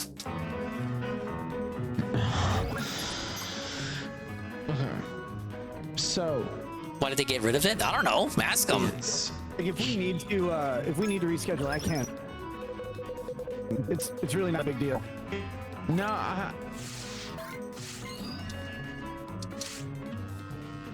maybe it's just because I'm doing it through here.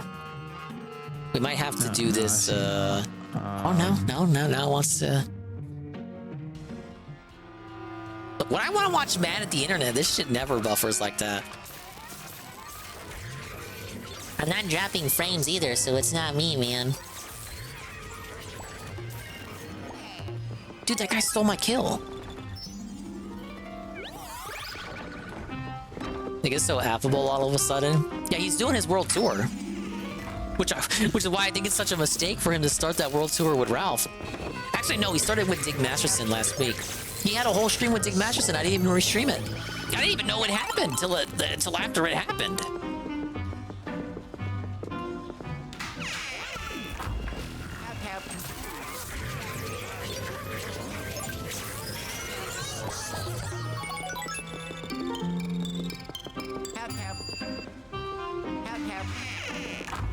Yeah, the Diddler axe.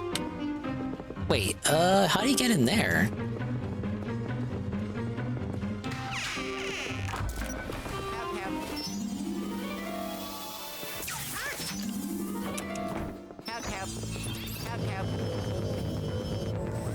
Oh god, we're running out of time.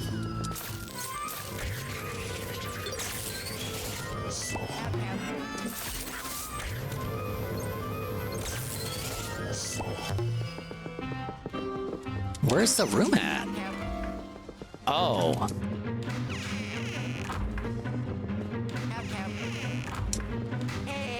I gotta find some timepieces. Are we getting felted already?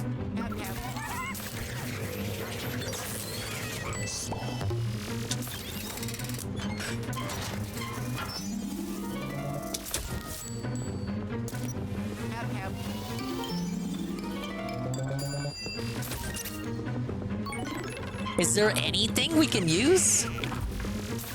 Oh, that guy got felted. No wonder he was spamming hell.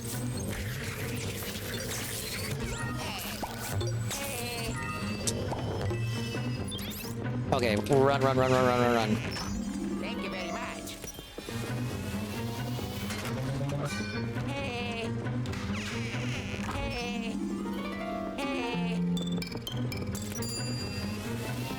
Wait, I think I'm going the wrong way. It's quite menacing.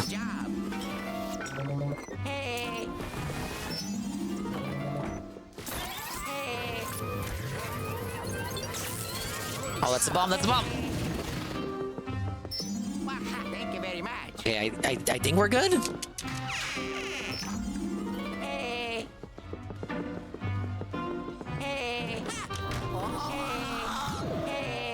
Oh my god. Oh my god. Carl, where do I go?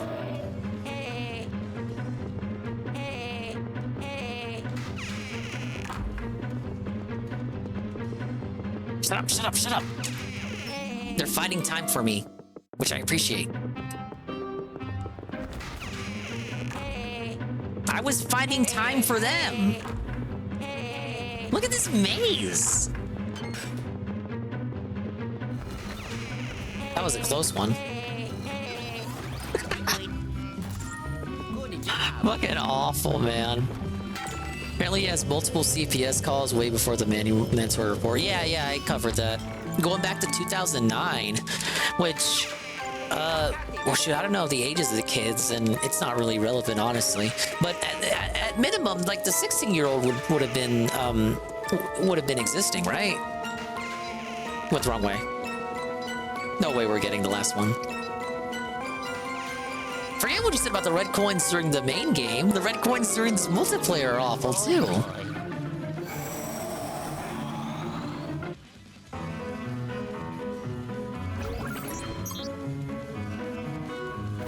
Yeah, I showed her to thank Carl what the calls were over, because 2009 was like... Yeah, it's like, how do you... Like, that's their oldest, right? From my understanding, 1 year old. Why do you have CPS on your ass 1 year old in 2009?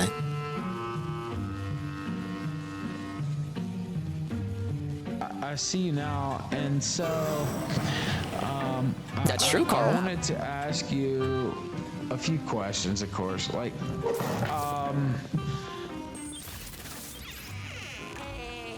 we're never having this buffer. Fuck Ralph. To a certain point in time, and not meant as a dig, but I don't mean it as a dig. Okay, there's the boss. Okay, if it's gonna keep being like this, then I'm just gonna... Well, see, if I get it on Brave, we're gonna have to deal with the ads.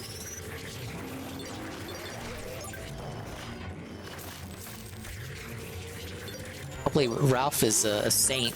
He has ads turned off, surely. Yeah, Ralph's on Xannies. Obviously. Oh, we can spawn creepers?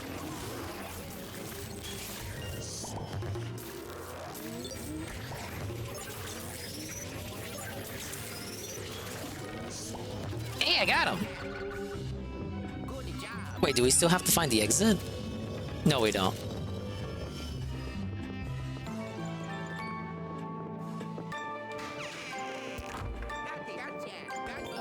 Alright, we're good.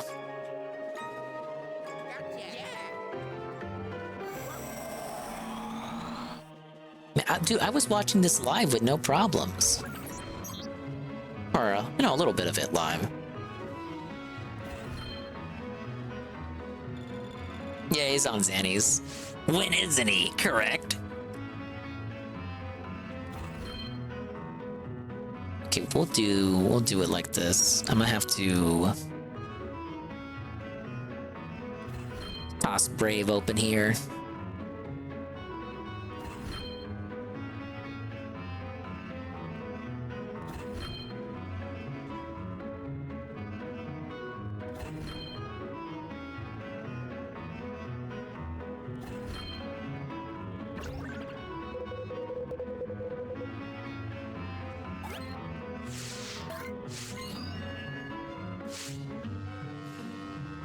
Sorry, I'm working behind the scenes to make the stream better.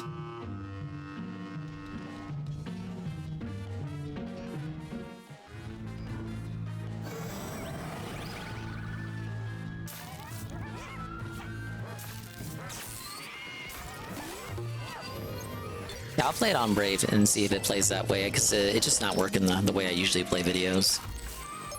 Sorry for the technical inconvenience, guys. I mean, come on. Sarah told me it sucked anyways. I'm overhyping it. It's just gonna be a lot of filleting.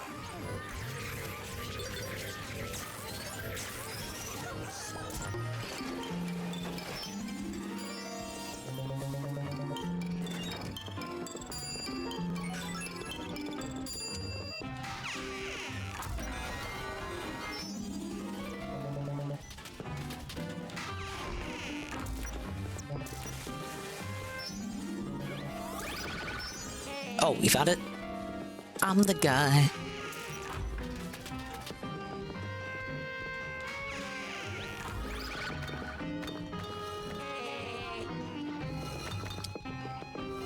Well, doesn't mean you can't still explore just because you found it so quickly.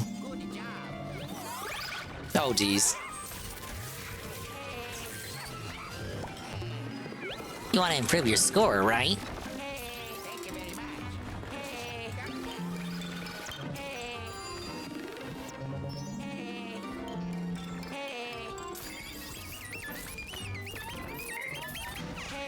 think we'll get out of there before that explodes.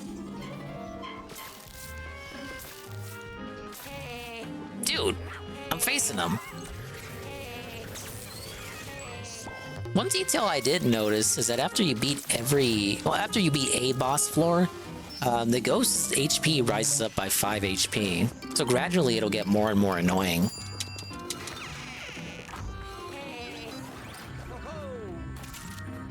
Okay, I need to turn on this and that. It's the guy. It's Ralph.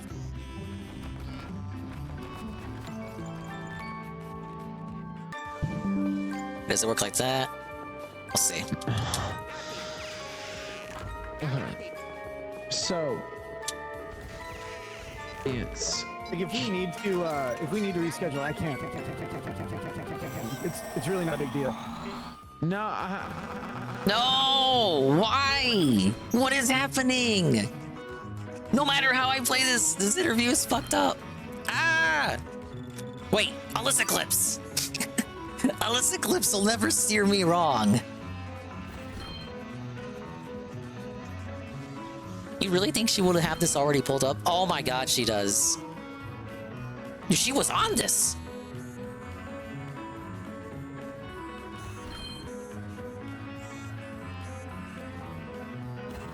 Well, it's just various clips. It's better than nothing, though. God damn it. I hate that I have to do it like this. Yeah, yes, Alyssa Clips. Literally, yes.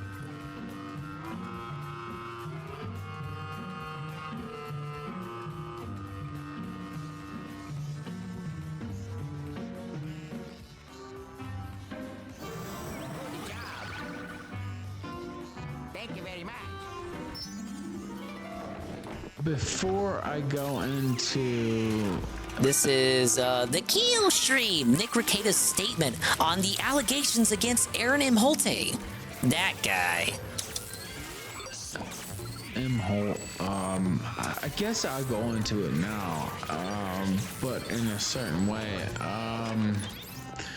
You know, he was last week accused of abusing his wife, headbutting her and choking her. Well, Ralph, you've done way worse, allegedly. And again, you can refrain from whatever you want to say about him, but he's presented himself as this truth teller, and you know, it's like, okay, well, his Are you there, Ralph? ex-wives were besties at one point.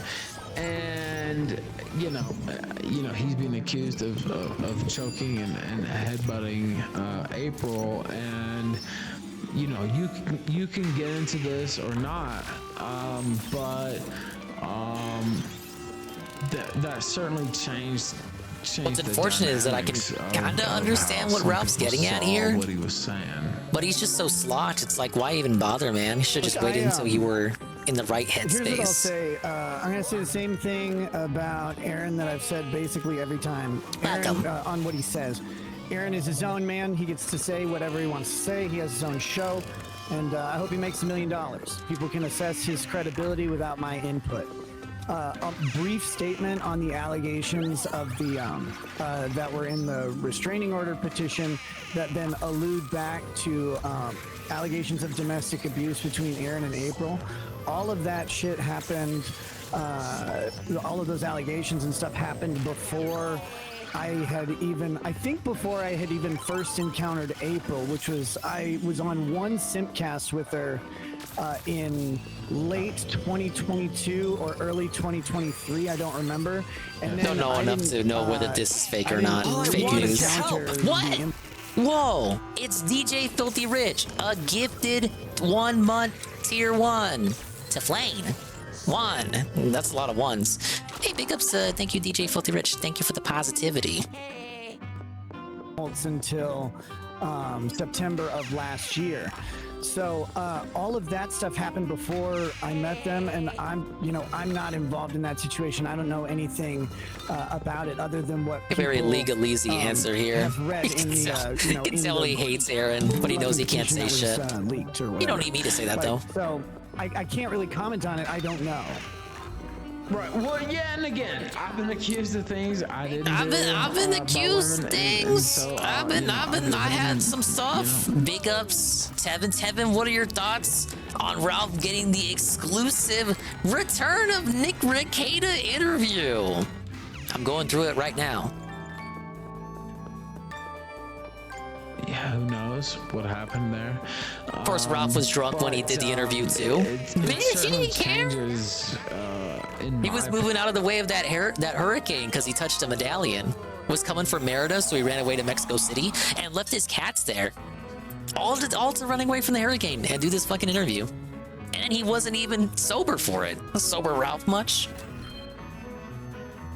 Yeah, just like he had the Chris Chan scoop. Did he get that footage? Did he or did he not get it? Did he or did he not get the footage? Do you understand? Do you understand? And at least like his true teller. What's Nick drinking out of? Like I don't know. You don't have to comment on it. I'm fucking petition. What happened? When does he take a sip? That situation. All of that stuff happened before a comment on it. I don't know. Right. Well, yeah, and again, Oh, he's Nick Rekieta. He'll take a sip in a second. I didn't do by women, and so you know. It's wilder. You know, yeah, who knows? Yeah, okay. Well, I see what you're talking about, Carl. What is that? It certainly changes, in my opinion, at least, like his true teller persona. Like I don't know. You don't have to comment on it. I'm commenting on it myself, right? Like it's like okay. Yeah, commenting on it as a reporter. Okay, maybe he's not right. That's what he wants you to think, Carl. And all that came out. It's like Rich's seltzer water. Said a lot about you. Hey, big ups to Control Alt to See. What's up, man? Family and April herself. You know, when alcohol does its taxes, it definitely lists Rekieta as dependent. Oh no. Like at your side home or whatever. But big ups to Control Alt to See. You to confirm Rekieta had his big return in an interview with Ralph today. He promised this interview to Ralph weeks ago, and he's been ducking it ever since. Say, well, this kind of changes the situation, right? Like, this might be. What are you listening to? What do you think? I just said what it was. Protecting a woman from spousal abuse, right? Like, and you don't have to confirm. Yeah, Carl, this could have been the biggest interview in the sector. Now it's just going to be another funny haha segment for the casino. There's a tendency for some people to try and like promote themselves as some sort of noble, generous hero or whatever. Dude, it's fucked up that Rekieta's the sober one here. Right now, in all of but when the other when the other man in the room is Ethan Ralph, I suppose it makes sense. And right now, I'm focused entirely on getting my children back where they belong in their home with their parents. So, like, I'm not. If people want to speculate on any sort of motivations and stuff when they don't have any of the external details, that's what the internet does. It's great at speculation and gossip. And Rekieta, you participated in it too when it came to Amber Heard and Johnny Depp. What about Kyle Rittenhouse? Speak for themselves. The jogger guy? With that, I forget his name. That guy's case. Job to do that for anybody. So I'm not claiming to be any sort of hero. Empire of dirt. I'm not claiming there's a reason to be a hero. That's other people can go ahead and do their self-hero promotion all they want. I'm worried about my felony and I'm worried about my family. That felony charges, to be clear, before someone has a fucking autism fit. But I'm worried about the felony charges, and I'm worried about my family. Like trying to concern myself with any other thing that's not there. All right, well, there's the first clip there. Just in time for me to beat this floor too. We have. Does Rekieta think he'll go to jail? Can't wait to see how he answers this one.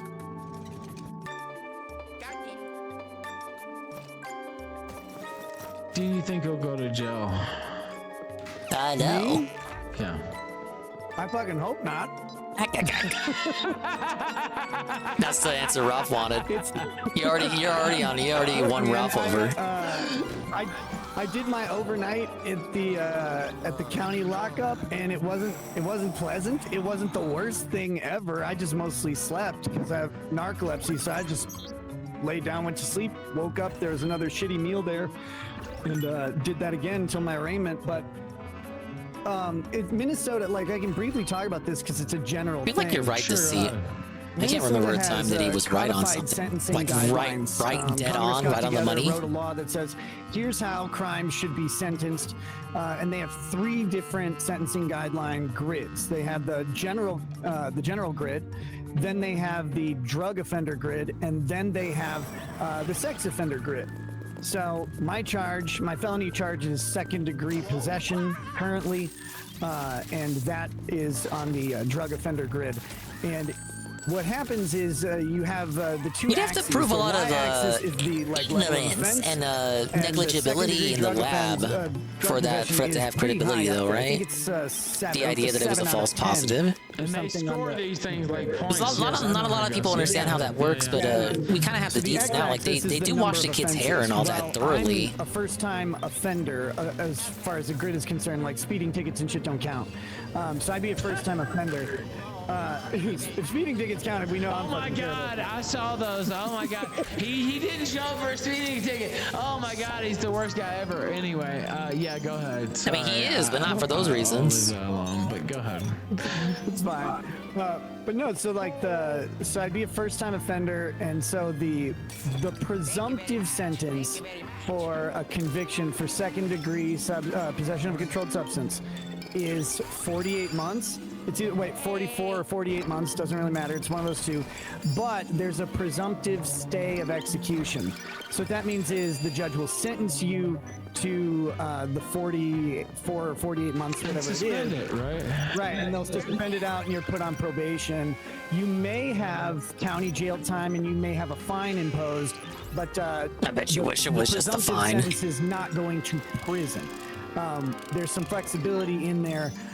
But deviating from that in Minnesota requires the judge to actually have reasons, and that shit's appealable. So, look, the prospective outlook on us, if everything just kind of goes normal, and then ends up with us being found guilty. Like if we went to trial and we're found guilty, so no like plea deal, leniency, or anything like that. Rekieta still probably won't admit wrongdoing if he's found guilty. It's like I said, it's either 44 or 48 months, and then we put on probation for like a year or 2 years. Now, a whole shitload of things could happen in the meanwhile, right? Like they could determine that we don't meet the criteria for 2nd-degree possession, and it should be 3rd. Or they could decide that they found us running, a slave trade or something, and like tack on a bunch of charges.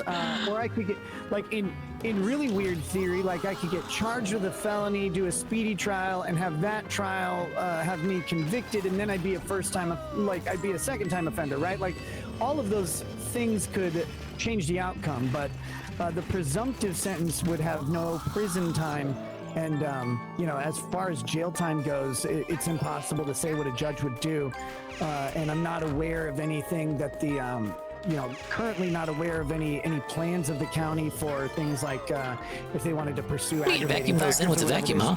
We just don't have enough. We don't have any information about that stuff yet. We're way too early in the process. So prepare the slave trade.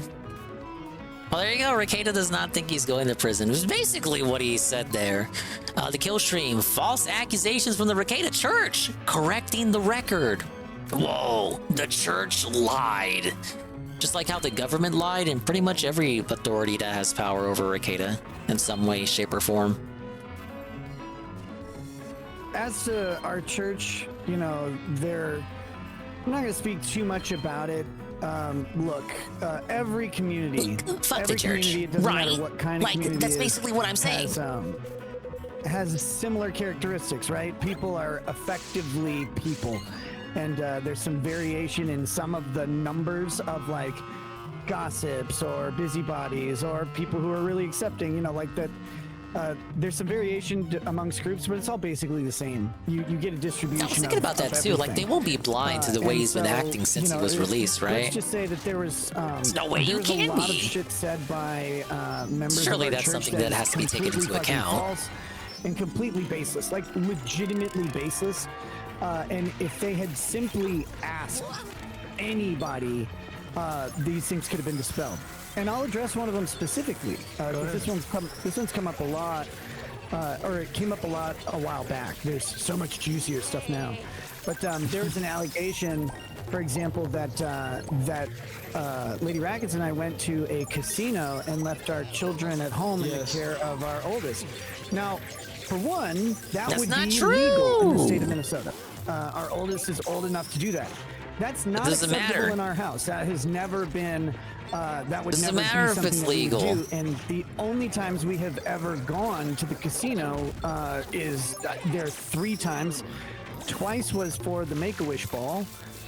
This year and the previous year. The second was for the And Fuck then Ralph the Festival. Other time was at Christmas.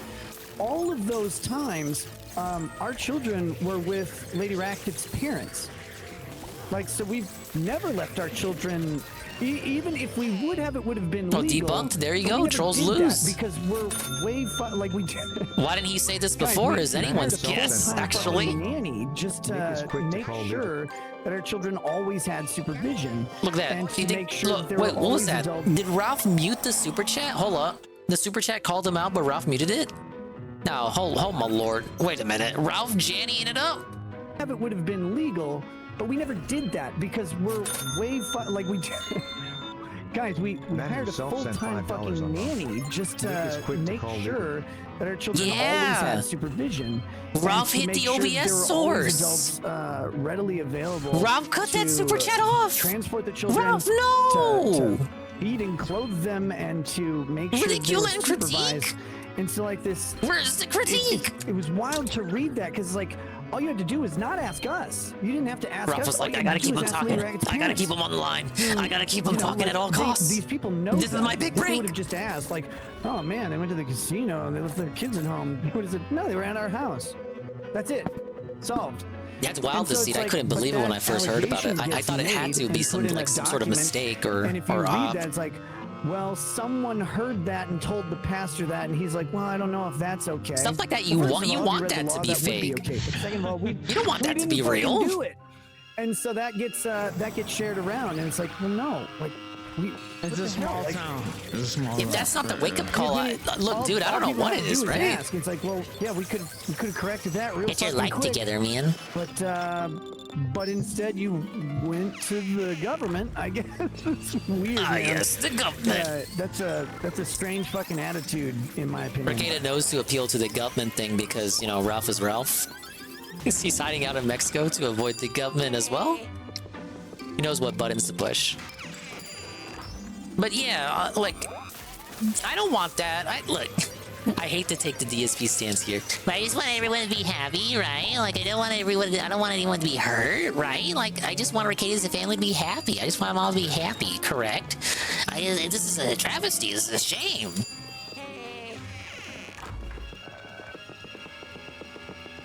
Like, ideally, Rekieta's kids deserve to be raised in a good home with good parents. They did nothing wrong. They did everything correct. And ideally, in a perfect world, yeah, it would be Rekieta raising them, not like a foster family or the relatives or something. At least they know the relatives, but you know what I mean. Like, they deserve to be raised by their papa, right? But when he's fucked up on the drink and the drugs, it's like, what are you gonna do?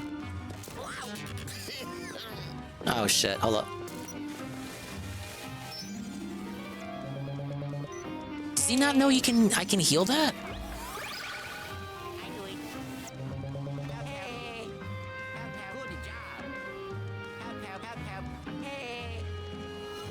Oh my god, he doesn't know.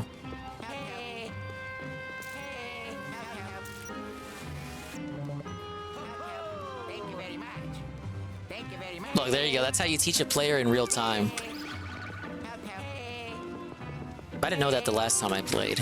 I probably knew back in the day, I just forgot about it.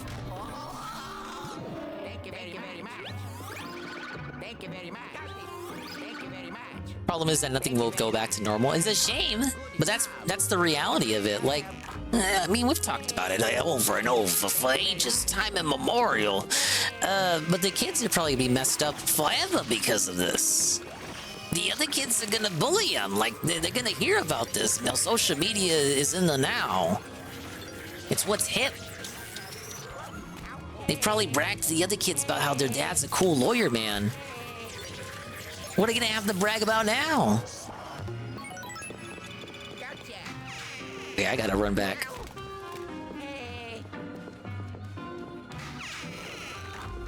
Can we get the next video ready? Did Rekieta lose his way and being under the internet's microscope?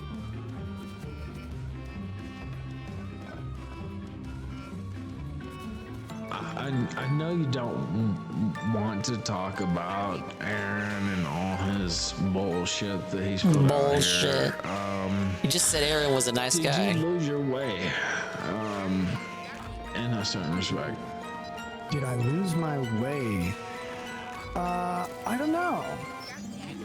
That's an interesting question, because the answer to that could presume a set of circumstances. No, Rekieta, just answer the question. Don't dance around it, man. Not true or partially true. What I'll say is this.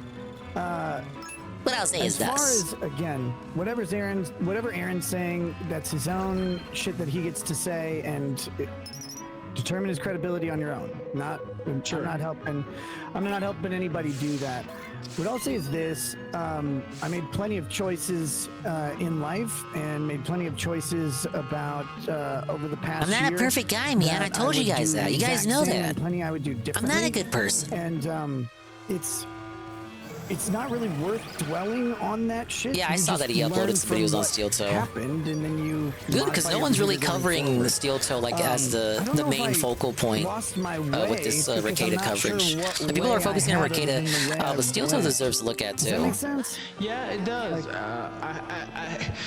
And again, I say this to people: they only get a glimpse of you from the streaming, and you and I have talked about this briefly, but like being a streamer and putting it out there, but you only put a little bit out there, right? Like people don't really understand what it's like to be hello, the seat is the court of public opinion, mind you. And the most important court after Kangaroo Court. It's hard to deal with when that shit blows up. But yeah, you're right. I don't know why Rekieta's talking around like this. It's not gonna help anyone, least of all him. You know, when the microscope gets turned on you, or sometimes it's a telescope, right? Like, you have a couple options, and it's like you can try and address things. You can try and joke along with it. You can try and deny things, or you can confirm things. And the reality is that streamers do a mix of all of it, right? Like sometimes you're throwing fucking darts. Like, it's like, do you like roll with these jokes? And then the jokes become like, I was actually just talking about this with Lady Rackets while we were driving today. It was like, in our sector, in the sector, right? Like, there are things that are jokes, and there'll be a joke for a while, or like maybe someone has a really bad day, and there's like a meme joke that comes out of it, and it starts off like funny and memey, but then something else happens and something else happens, and it makes it like way more serious and fucking brutally mean. Yeah. And then you're like, that joke that was kind of like funny and lighthearted is now fucking vicious. And like, we're throwing darts trying to like figure out how to do it. So sometimes you roll with a joke at the beginning. But yeah, it's all negative when they come crying for you, ain't it? I can't reel that back. It's okay when you're the one making fun of everybody else, but when it's you're the one, sometimes you just have to kind of fucking then you're like, whoa, guys, things have gone too far, right? But you also don't have time to address everything, so it's a fucking tough sort of circumstance to be in, because you never know what can't. To do, physically incapable, or like how the internet is going to take something, or how they're going to change like what the advice is on how to handle something. Because do you remember when the advice for everything was lean into the joke? Yes, I do. Yeah, how's That still Vito works doing? though. Leaning into the- Sometimes. Not well. Yeah. And that's not good advice, by the way. Big ups, Vika. Catching up on this Ethan Ralph and Rekieta interview. The Rekieta CPS history, correcting the record. How would you correct this? Gonna talk about that 2009 thing? I really want to know what's the story behind that. One more question, only because people bug me about it. They claim there is other CPS like involvement before this, etc. There are three. I can clear this up real quick. Sure. There are three things that came out in. There's a report today. It's like a discovery report or something that got, I think, filed, and it talks about 3 prior CPS interactions. Yes. One of them was in 2000. Well, the file number is from 2009. That's not actually. Oh, yeah, when got it was. Luigi's Mansion. That's Big not ups. our I'm glad to family. have influenced you into Lady such a Raggets great and I were purchase. Foster parents. Doing some multiplayer, and I'll probably do a couple of missions. Yeah, we were foster parents. I booted up before super our, late. First child was born, and we stopped being foster parents just a little bit before our second child Booting was up born. at Lady Ivica Raggets hours. was pregnant. That's what I'm and doing. She was put on bed rest because she had some bleeding that they were concerned about, and so we were no longer able to keep fostering when and of she course, was put on since bed it's rest past because midnight, I wasn't a happy home and she 4th wasn't of able to July lift, the to kids. all my So, American viewers. the kids unfortunately Style. had to go to another family, and Fuck then the they British were and out of all our that. care at that point. It had nothing But to you do don't have with to wait us. for That's 4th of July to say that. We're part of the file because we were the foster parents. I don't even I'm gonna remember finish the Thousand last Year name Door of that first. file. It was a long fucking time ago. What all do there you was have like a left to do? February You're not 15th shipping it, report, right? And I have no idea what the hell is up with that report. Like, It how did was I ignored beat by that first? CPS, I'm like the slowest and then gamer there was ever. a 516 or 515 or 516 report. That's the infamous one from our pastor, and that one was also actually ignored by CPS. It's called screening them out. So CPS found that there were not substantial allegations to meet the criteria to merit an investigation, and so they ignored them. Again, the CPS involvement in our family is strictly related to the execution of the search warrant and the allegations resulting Said $1 from above. that He will around the release the body substance cam that was footage. allegedly removed from our home. I have to say all these He will allegeds release to the make body sure cam. there's no whatever. But this is all the government allegations. That's what that's the family matter that we have. The other stuff was ignored by CPS and has not been re-pursued or anything like that. So people don't have to take my word on that. Believe me, disbelieve me, it doesn't fucking matter to me because I'm worried about the case itself. But hopefully someday I can like show the story. Like, but I gotta wait. You still till gotta be after everything's done. Bonetail and too lazy for the pit grind. Oh yeah, you are supposed to do the pit for a second time, huh? I just went straight to Prince Mush. I guess I am missing one thing in 1000 Year Door then. I could probably have that on in the background for a stream coming up. I mean, his age is nothing but doing Chapter 3 again. It's not like they changed the stats on you, which, I mean, they probably should have, but they didn't.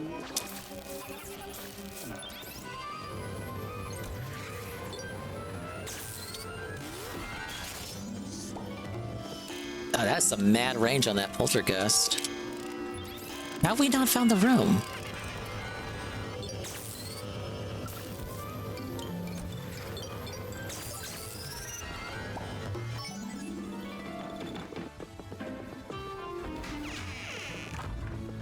Oh, you know something's in here. What we got?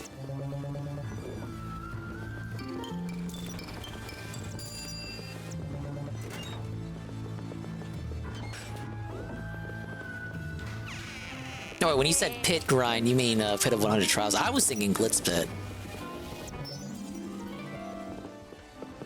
Well, you have to do both Glitz Pit and the Pit of 100 Trials twice. Once for Bonetail, once for Wacka, and then once for Chapter 3, and then once again for post-game to get your belt back. Thank you very much. Hello? Orange? Thank you very much. Oh yeah. Okay, I thought I was glitching out there. I was about to say, fuck you, Nintendo. No, really. Okay, who is Rekieta versus who Rekieta presented himself to be?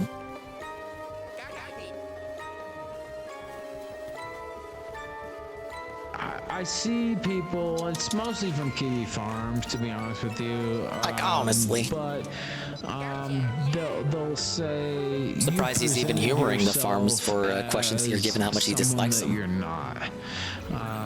That you acted like you were this Christian upholding, you know, family man. Well, I'm surprised Rekieta agreed with that. I thought he would try to debunk it. Person, and they felt just like I'm debunking this Kyun Goon raid with a party of 8 goon. Ralph came back. He fled to Mexico City from Merida to avoid this big-ass hurricane that's coming his way because he touched the Christian medallion at Dick Masterson's house.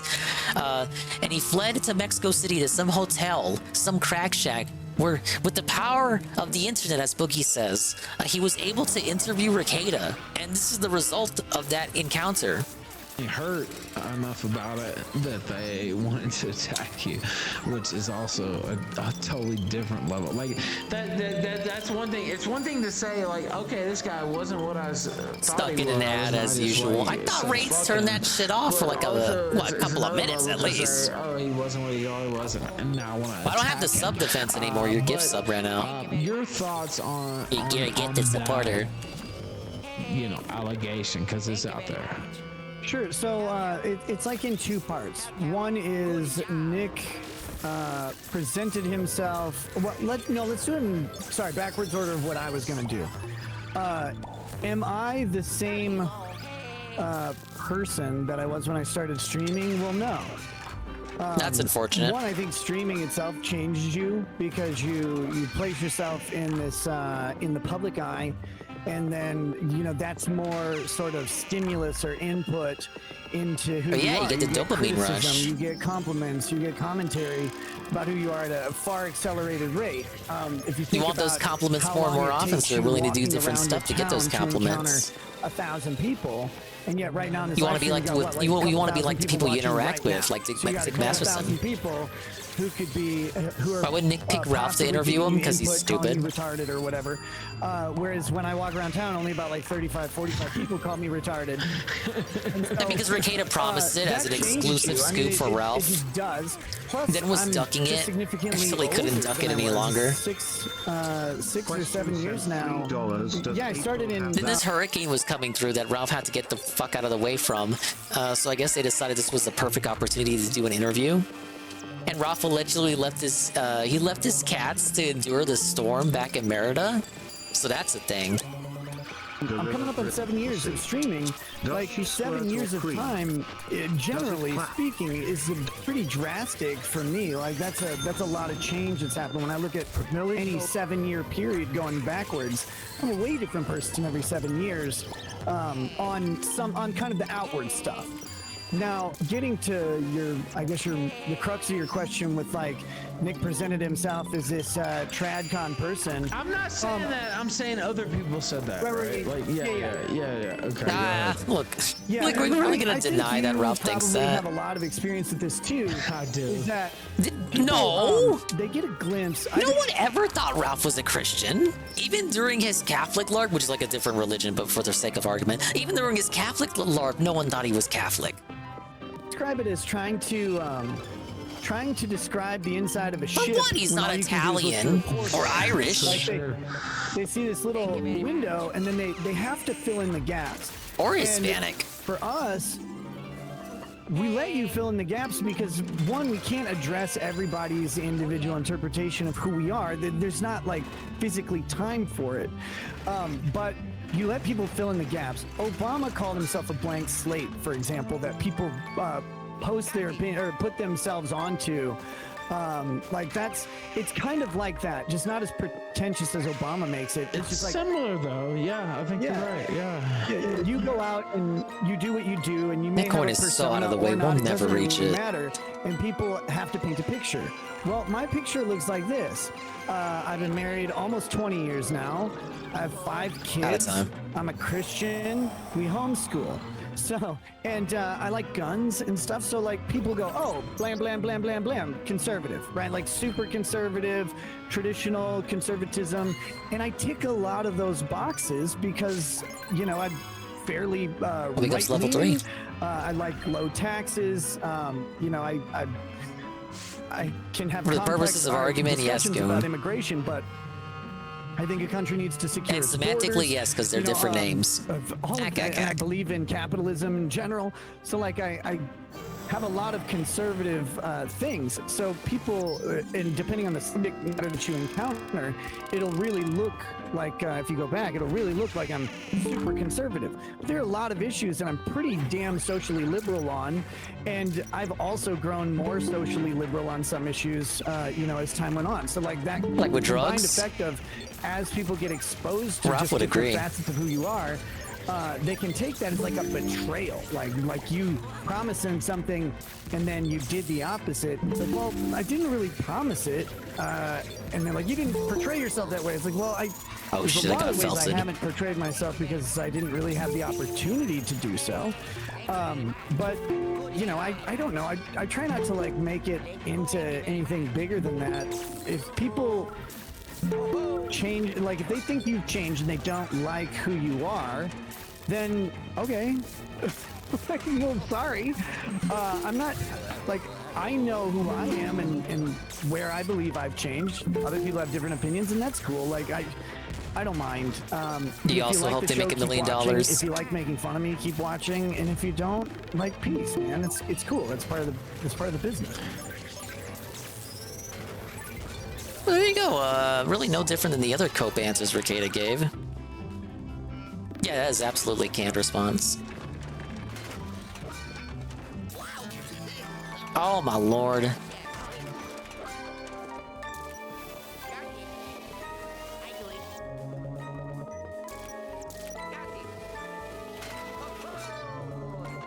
Just because of that, we're not going to get the coins. Why would you open the chest? Oh, big ups to Pink Man. The Pink Man got all of them. Okay, the hair follicle test and a Gutman's leverage. Seems like Alyssa's uploading all these live in the now. The interview just happened, so it makes sense. First off, I've stated on the record. On the record, man. There's a follicle test. I don't put. I any don't really stock in pertain that. to anything You regarding don't that. Anything there, by the way. But I know not of what think you that's speak bullshit. of, man. But, so they have that. They've thrown that out there and put it out there with one 9-year-old. He is the seed. Mention the age and I don't. Oh, I bet if he won't would have, mention the and he name, definitely could have, he would have etc. represented himself here. What has it been like to deal with personally? What Big ups on I the coke. think you're alluding to is shit like that. I'm ready for the 4th, Devin. It's the 4th of Eric July, got its own baby. story. And I again, got this my is a 2 frustrating liter. one to talk about because there's so much to that, and people are going to take that in the opposite way. I'm not even talking about there's so much to the results or whatever. I'm talking about there's so much to the release of that and the circumstances around Yeah, thank you it. for the bubble blow. Again, The bubble blow. whole story isn't even done being told to the court yet. Hey, speaking of Ethan Ralph. Like, there's so much about that, and I can't say anything, which really fucking sucks. Because what I can tell you was when One of the we many were instances in informed, which DSP we pretended were to not know who absolutely Ethan Ralph was. Because frankly, that result's fucking All those impossible. segments begin and end the same That's way. what I said. Because like Never heard of him. I don't know. It makes no sense to me. It doesn't jive with reality. Oh, did you jump on that, in my Carl? opinion. I've said that publicly already, and it's insane. Dude, that guy got basically, trapped right? and then he Like, it died. just doesn't make any sense. But That being said, Which best is podcast best? Again, you know, you have to be careful with what you say, but it seems to be being used as a hammer against you in other regards. And again, you can comment or not comment on that. Isn't it kind of just like taking what he said and like comparing that to his actions? Question in the hypothetical without details. Actions speak louder than words. There's like it's literally just people considering what he said, comparing it to his actions. Situation. So there's sort of. Hey Ivan, In yeah, a it situation happened. like this, where you have a criminal case and a custody case, you have two parallel tracks that are happening on different timelines, and what happens in one can affect the other. Sure. Very impactful ways. For example, statements in a child custody case may impact the criminal case, leading to liability. Like if I were to say something in the child custody case, they could technically use it in the criminal case. So what that does is it makes it really complicated to communicate with the state in the custody case, because they want to talk about a whole bunch of things, and saying anything regarding certain subjects puts you at the chance of having a statement misused against you in the other context. So it makes it really fucking difficult. That difficulty only benefits the state, because the state then has the ability to say, well, they're not answering questions. Like, well, I have a Fifth Amendment right to not answer questions of any kind. But then they say, well, if you don't answer questions, Ralph should have just said you got like the Fifth Amendment right to suck my fucking dick. Why don't you meet your burden to show Why is he be there? Why is he standing for this? So it's like, without getting into specifics about what things the state can do, having this parallel track on the two cases means that we know things why. that happen in one impact the other, and timelines in one can impact the other, and the state uses that leverage in both cases at the same time. They know you want your kids back. They also know that anything that you say to them in the one case can be used against you in a criminal case, and they're looking for a conviction. So those two things are sort of adverse interests for me, and they're parallel and contributing interests to the state. So that's to their advantage. And this doesn't make any sense. This sounds like that would make sense if like the lab got commissions for every person that got convicted. That's not reality though, to my understanding. Deal with it, and they get paid either way. That's why you. The outcome of the test doesn't matter. Like, to my understanding, what I'm to understand, all they do is just test the sample. They don't even get the name or identity of the person who the sample is from. We're just supposed to believe that Rekieta's sample was specifically identified because he's like a toxic style individual. I don't believe it. Like, I'm sorry, but I don't. Simple as. Did my first 25 floors last time, also at the final area, flying right through the game. Yeah, it's not that long. It was a handheld game, and those do tend to be shorter. Oh God, I was like wondering why this dude wasn't coming along. Where's Pinky at? Pinky? Oh, he's up there in room B. What's he doing? Ow.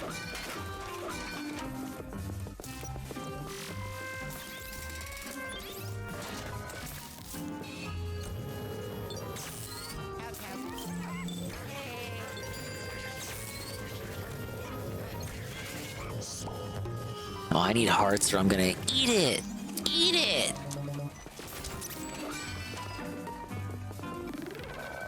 Okay, we got one heart. Uno.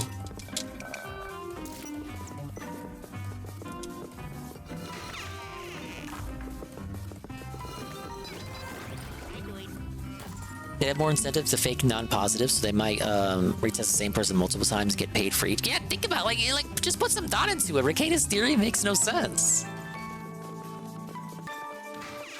It only makes sense from a surface level. Where you believe that Rekieta is actually getting like prosecuted and felted by federal agents. People in suits. People that take you to the loony bin. It's just not reality. Yeah, they don't know who they're testing. Their job is to test it, not to know who they're testing. Well, that seems to be the last of the clips that Alyssa has. You basically get the gist of it. We don't need the long version that won't even fucking play to begin with. Ralph is slurring his words and shit. And they'll probably put out even more clips within the coming hours here. I do owe this video though, so we're gonna do a bit of a segue from Rekieta. Think of it as a palate cleanser. We got the Sin Cells here representing. Shadow of the Erdtree is overrated. What? Let's find out why. The vow will be honored, and my lord. This can't be happening, you guys. So that he may be my consort. The trolls told me it was based. Even in the cutscene, they're like, yes, I'm hella gay for my big bro. Elden Ring Shadow of the Erdtree. This has to be the review I was dreading Yeah, sure, we're gonna have to fight Cell on this. Not because I hated Elden Ring. I still gave it Game of the Year despite not thinking it was a masterpiece and that from Software. Yeah, see, look, Trolls, you liked it. This time, and I'm honestly just starting to think these games really aren't all that fun anymore. But at the end of the day, I thought DSP it was Junior a over pretty here. well-made game. Certainly had some flaws, namely the repeat bosses. That was a huge one. I also think the Dark Souls core mechanics are just getting stale, and that game desperately needed either the parry system from Sekiro or the quick step and rally system of Bloodborne. Instead, we just got Dark Souls 3 mechanics again, but you can ride a horse, and the weapon arts are way over the top, some completely broken, and of course, arguably the most controversial mechanic, the Spirit Ashes, or really just Mimic Tier, which was by far the most powerful one. But yeah, at the end of the day, I think I definitely enjoyed Elden Ring. I'm sure I'll say it multiple more times this review, but I did. I like the game, you guys. I didn't hate it, right? But I think it was also Why do you guys clear think I didn't by the like end it? of making that video that I was kind of just done with Souls-likes. Every time people ask me to review a Souls-like game not made by From, I am incredibly hesitant to do so. Not just because they're usually not as good as From Software's games, but this style of gameplay just doesn't appeal that much to me anymore. I've been saying it for years now. Hard does not mean good. I genuinely That's think fair. Like, all is that modern not a Souls fair fans critique are there? masochists. The type of people who can't have fun with a video game if it isn't challenging. And since the Shadow of the Erdtree DLC at the time of recording this has mixed reviews on Steam because people have a lot of legitimate complaints, not even just about the difficulty, but also just the balance of the game overall around this new blessing system and the fact that the open world is way too big for the very shallow amount of content, especially compared to the base game. No, all of that is being ignored and people are still saying the same tired meme line, skill issue. I think there's a famous Reggie Fils-Aimé quote that sort of just sums up my feeling toward yes, Souls I think I know which games one he's at gonna this use. point. If it's not fun, why bother? Yep. And look, I'm not trying to argue that you aren't Is he having wrong, fun though? with the DLC, though. I think some of you legitimately aren't. What's the and are trying to alternative? The convince one where yourself that Neil you are. Cuckman says, we don't use the word fun over here at Naughty Dog. There's definitely a... Why bother? And look, I'm not trying to argue that you aren't having fun with the DLC, though. I think some of you legitimately aren't and are trying to convince yourself that you Yeah, are. exactly, There's deceit. definitely a group of people that want to play ball-bustingly hard games. But there also seems to be this narrative that anybody who doesn't agree with that is a tourist to this series. Well, let me tell you, there's a very good chance I've been enjoying these games longer than you have. I played Dark Souls 1 the week of release back in So did Phil. 2011. And I went on to play Literally, Demon so did Souls Phil. not too long afterward. You want to hear why people call him DSP Junior? Listen to Enjoying this. these games longer than you have. I played Dark Souls 1 the week of release back in 2011, and I went on to play Demon Souls not too long afterward. That's and I love DSP's those story games. too. I love Bloodborne too. But honestly, the mechanics have just kind of gotten tiring to me. So you need to keep that in mind with this review. Hold up. And I'm I gonna love try my best talkies. to explain Get my off. issues with the difficulty of modern From Software boss design. So yes, I'm already rambling your off bike with topic, that. but I don't think Elden Ring really really needs a proper introduction here. We've all played this game. It's essentially normie tier. It sold over 20 million copies. And honestly, it's not really an accomplishment to beat the game either. Elden Ring is arguably the hardest Souls game yet, but only if you play it fair. The thing is, there's no reason to play it fairly. No, DSP was arguing this week that if the mechanic exists in the game, that it's totally fair and viable and honest to use it. Outside of just like outright hacking the game, I think he said. Like that was the only thing that made it like your run didn't count. There's so many ways to break the game. The easiest one obviously being Mimic Tier, but there's also quite a few powerful spells. There's Bleed and Frostbite. Scarlet Rot lasts practically forever. Comet Azor could melt boss health bars in a matter of seconds. There were so many ways to trivialize the game, and I feel like it was intentional on some level, but Souls fans being elitists, of course, have to say you're bad at the game if you use any of the tools in the game to win. No, you have of course to you get burned out fast. They're hot flavored. The right time and the right direction for that matter, and then poke with your straight sword R1 once every 10 seconds and repeat for a 5-minute or longer boss fight. But who the hell wants to do that? It's one thing to memorize the boss's movesets that have become increasingly more complex with shorter windows to counterattack in between their massive combos. But it's another to restrict me to having to use the most basic tools when the game clearly intends for you to use the overpowered Ashes of War spells. Maybe not Mimic Tier. People won't know stuff with specific weapons or spells if they don't look it up. I don't think that's necessarily true. Still completely busted. I have to wonder if that's intentional. Why can't you just like fuck around, experiment in the game, and like stumble on stuff yourself? Sort of elitism over beating Dark Souls without spamming sorceries or pyromancy or summoning your friends. These days I don't really care, maybe just because I'm getting older and I just want to have fun playing games. But I also just think that the boss fights are not really designed to be fair anyway. I will use every goddamn cheese tactic. If you think you for a fucking second that I have an ounce of shame about it, wrong. Fucking guess wrong. What?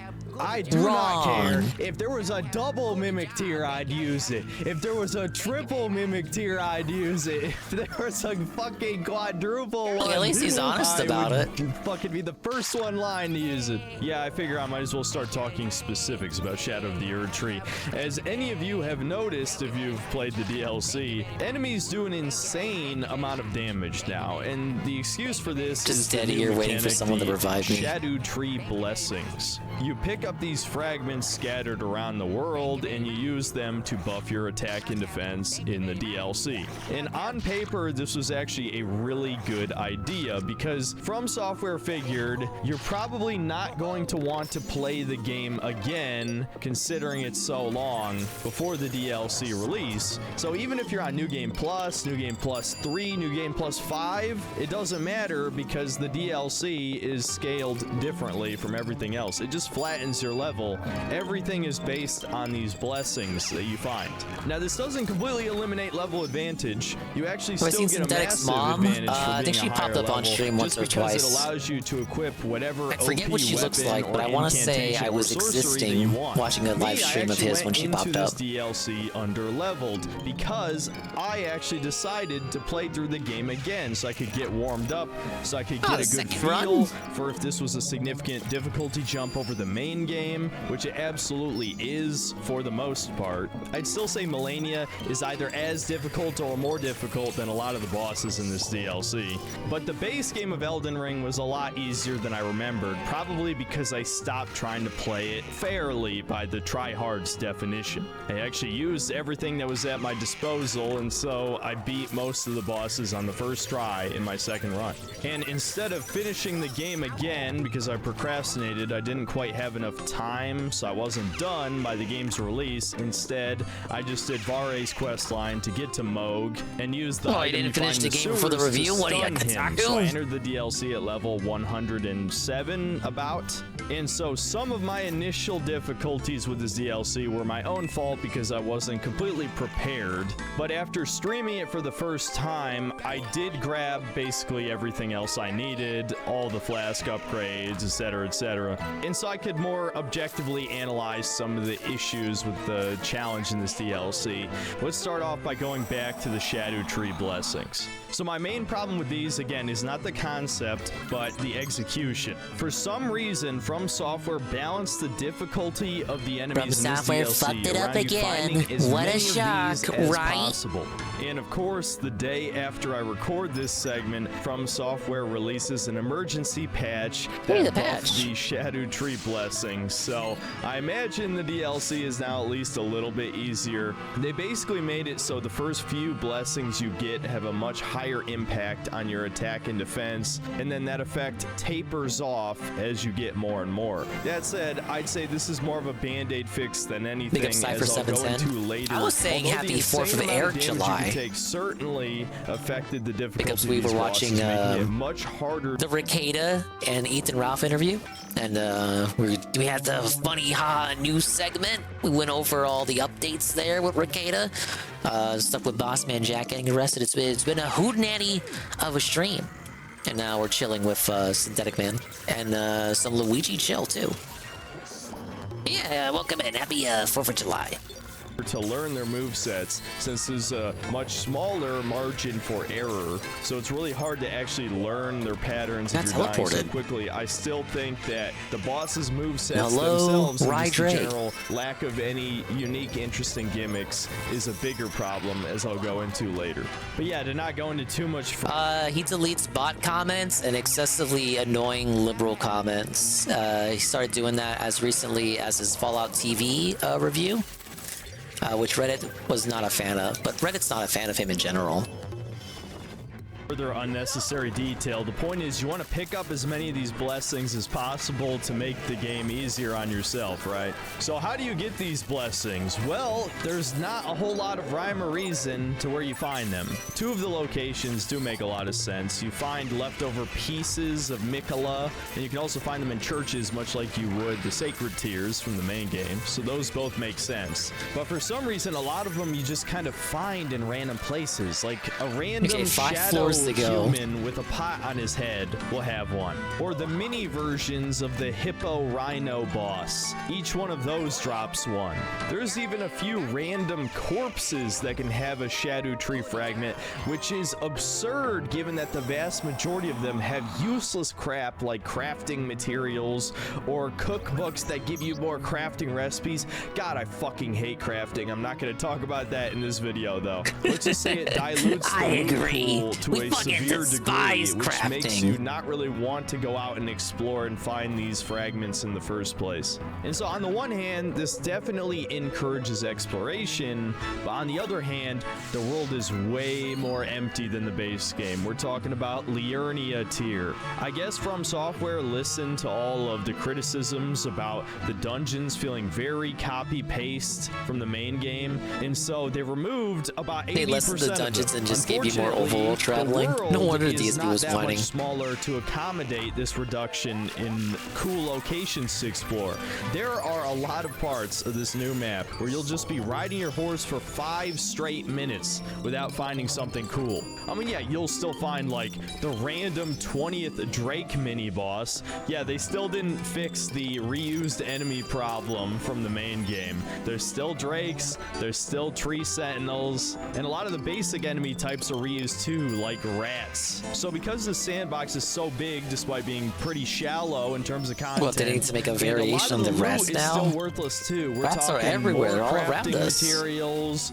You still find smithing stones and grave warts everywhere. This is gonna push you to looking for a guide online to just find where every Shadow Tree fragment is. I mean, why wouldn't you?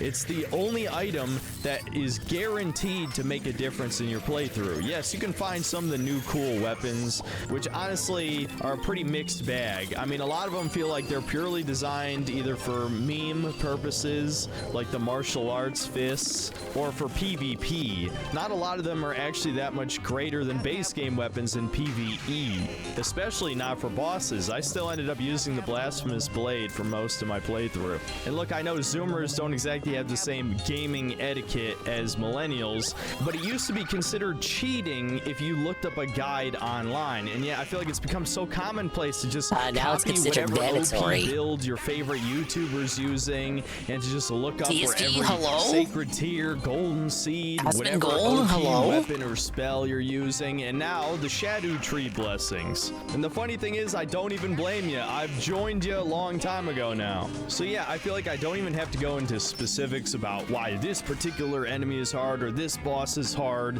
when the core reason that every enemy feels overtuned in this DLC is because of this inherently flawed mechanic. On paper, it rewards exploration. In reality, everyone's just going to use a guide. Now let's talk about the open world and the legacy dungeons. Like I already said, the open world is way more empty than the base game, and there's no excuse for this. I've had people try and cope and say that it is fun to wander around a giant empty wasteland. What, you're like wandering around an open world? Previous point that most of the exploration is not rewarding, you have a serious problem. I have rarely ever felt bored when playing a Souls game. Shadow of the Erd Tree was boring about half of the time. I will say this though, some of the areas do look pretty cool. From Safi, like lost your fucking touch. Peak you have to scale to fight Baal the Dread. That was actually a pretty Kino moment. I would say most of the biomes look diverse enough that at least they're pleasing to the eye, but in terms of gameplay, they're really just kind of dull. As for the actual dungeons themselves, like I said, there's far fewer of them, but the upside is they're not completely copy-paste. All of them have some kind of gimmick. One focused around these malformed flesh masses that are inside of the living jar enemies you fight all throughout the main game. There was one focused on these giant ceiling traps, including one that you could jump inside and run across the ceiling, which I thought was pretty cool. And another even featured a giant version of the new gargoyle cannon enemy type, which fired at you as you ran across this floor. But I don't think the increase in quality really justifies the lack of dungeons. The little gargoyle cannon there. To make this DLC and made a massive map, and there's only a handful of the generic dungeons? Yeah, it's only 2 because I years. feel like You my know how long it takes criticism to of make the base modern game is the games? complete opposite. There's way too many copy-paste dungeons that reminded me of Chalice dungeons from Bloodborne, but now there's too few. Now for the legacy dungeons, these are supposed to be the star of the show, the most memorable part of these games outside of the boss fights, and From Software dropped the ball here too. Every single one of them is just going to remind you of a dungeon from one of the other games, and they're only done worse here. The first one is just a shittier version of the Lanedell Royal Capital. The second one is just a generic fort area I honestly have basically completely forgotten. The third one will no doubt remind you a lot of the Dark Souls 3 library area. They probably reused a lot of assets for it. Even draining the water to go into the courtyard is a reused idea from Dark Souls 1, New Londo to be specific. Wait, you can only do that once per franchise? Enjoys the dungeon crawling aspect Draining of the these water is games, exclusive I to feel like Dark From Souls Software 1? is just going through the motions when designing these. There aren't even that many Miyazaki traps anymore. There sure as hell is no equivalent of Sen's Fortress. And look, I know a lot of people didn't like Sen's Fortress, mainly for the jankness. I think the idea of having a dungeon with a lot of cool, unique traps makes for an awesome legacy dungeon. Even something like Blighttown, which is kind of universally reviled, to me is like 10 times more memorable than anything from this DLC. And there are some areas that are just flat out bad. I know some of you probably want me to mention the Abyssal Woods, where they added a fucking stealth segment to a Souls game. Yes, you have to go stealth to dodge these madness eyeball guys, which just slows the game down to a crawl because you can't use your horse here. And the worst part is this area is no smaller than the rest of the area. Dark Souls 2 had the best role because it had so many options, but it didn't feel empty. Final Dungeons DLC sucked. Was so boring. Eyeball dudes. It just I don't sucks know nothing about these absolute FromSoft dick. games, What the dude. hell were they thinking? So to sum it up, I really think From Software dropped the ball with the sandbox. But I do know in that they this dropped the DLC. ball. Thanks the to this size guy. should be cut in half, since 2 years apparently wasn't enough to give it enough worthwhile content. But Okay, I've rambled enough about the open world. Let's talk about the thing that I'm sure everyone wanted me to talk about, especially so they could spam "Skew in the comments. The boss fights. Yeah, they fucking suck. I'm just gonna say it. Infamously, a lot of people got triggered when I said I prefer Demon Souls bosses to modern From Software boss design, because every Demon Souls boss is unique and memorable. Were they easy? For the most part, yes, outside of Flame Lurker and False King Alent. But by modern Souls standards, they're complete pushovers. Swollen Dingus Realm. I'm in there right now. I don't really care if the bosses are hard, the game should be fun. And yes, I'm sure you find banging your head against a wall repeatedly fun, but I don't, at least not anymore. My problem with the bosses in this DLC are not that they're harder than what's come before, it's why they're harder than what's come before. Let's start off with the very first boss you're likely to fight, the Divine Beast Dancing Lion. Essentially a Chinese parade float that shoots elemental blasts all over the arena. The reason why this guy is hard is because, one, he has giant fucking hitboxes that can hit you from halfway across the arena, so your positioning basically doesn't even matter. Two, that he's gonna kill you in 2 or 3 hits with every single attack. 3, his second phase gives him a lightning aura, which causes lightning bolts to strike around his body until he switches elements. This means that every time you try to punish him after his combos, you're gonna get hit with a random lightning bolt and likely die in the follow-up hits. And 4, arguably the worst thing, the camera is fucked in this fight. The amount of times where it zoomed in past my character so I couldn't even see myself, that alone probably got me killed 2 or 3 times. I don't know how the hell From Software still can't figure out how to do a camera in a third-person action game. But goddamn is it infuriating even if it kills you just once. This boss just has an inherent cheapness to him. Alright, unless you take the review in like the 10 seconds that I stepped away. I think he's doing a good job so far. Let's hope he doesn't talk about the story so we can force some cuck memes or something. Some of his attacks are just flat out ridiculous. Like the hitbox is his entire body. Or when he does his spinning breath attack, that is one of the very few attacks in the game that can hit you when you're knocked on the ground. Normally you're invincible to almost anything. That attack can actually kill you. It's timeout when I'm on the ground, stupid. And the lightning aura around him in his second form is just one of those mechanics that makes you not want to play the game fairly. I don't really care if you consider Mimic Tier game journalist mode. Spirit Ashes actually got soft nerfed in this DLC. A lot of the bosses seem to change their aggro as soon as you hit them. So even though the Spirit Ashes can buy you a little time to heal or maybe get a cheeky spell cast in, the boss can literally change who they're attacking in the middle of the combo and completely catch you off guard. That definitely got me killed several times in this DLC. If I didn't use Mimic Tier, I would just use a Great Shield and poke him. That seems to be what the streamers are doing. If you watch my very last stream, you'll know that there's something even more powerful than Mimic Tier in here, which I promise you we'll get to in a second. But my point is, I feel no shame using all of these exploits when the bosses are just not fun to fight.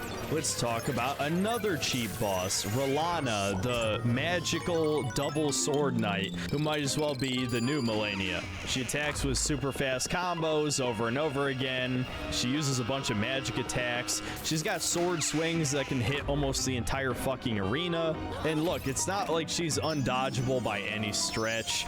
I've seen people use the back blades weapon art to just dash behind her like it's Bloodborne. No, honestly, my biggest problem with the fight is right at the end. She has a desperation attack where she summons 2 giant moons, which, unlike the Rellana fight from the main game, Rellana sends the moons into the ground, which creates a giant shockwave that you must jump over to dodge, because she does 3 of them. And if you get hit by the first wave, you die instantly. This is the type of attack that only exists for trial and error gameplay purposes. It just kills you because it's Dark Souls and you're supposed to die. Why is this? Why is this here? Like, what does it serve? What is that? What does it have to do with the rest of the game? I jumped the first 2 waves, got hit by the third, but still, I had time to heal. It's just a surprise attack to bullshit you, to make you rage, to create a streamer moment for people's enjoyment. And man, I don't want to even get started on the boss's giant multi-hit combos with tiny little moments of vulnerability in between. I mean, you know how it is by now. This is even worse, obviously. Mesmer was a great example where he has these super ultimate flashy attacks that are actually not as hard to dodge as they seem, but they are delayed just enough to roll punish you, which is certainly a thing that almost every enemy does in this DLC. If you spam roll, you're gonna get hit, which honestly is definitely not bad game design. It makes I don't know what's going on in the Elden Ring playthrough. That's the playthrough he's telling us is doing good, but then when he actually plays it, he talks about how his last stream was bad. Where was the organic support and feedback and discussion? To press circle at the right time, and then you get to poke him one time with R1. Woo! Wow, how fun. And I'm supposed to jizz myself when I finally beat him after 40 tries. Or you could go journo mode and just equip a great shield and block everything. Coomer moment. Then it doesn't even matter what the fucking attacks are. You block it all the same. I will take Demon Souls style gimmick bosses any fucking day over roll spam, super cutscene epic moves that all the bosses get to do, while I'm stuck with bullshit that is either incredibly boring or cinematic stuff that only works on normal enemies because the bosses just super armor through it. How the fuck is it that Stellar Blade, a Korean Coomer game, at least gave you cool moves that worked against bosses that you could actually stagger them with, so you had a reason to use them? Seriously, all of these boss fights are the same. The only thing that distinguishes them from one another is when you're supposed to press circle, or sometimes you can jump out of the way. Wow, how revolutionary. This is slop.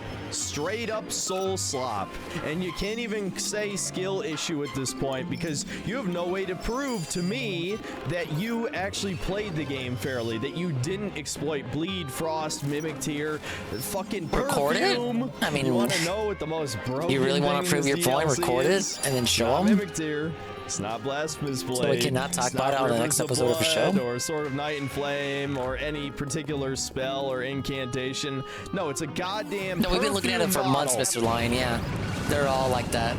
That's what gets views.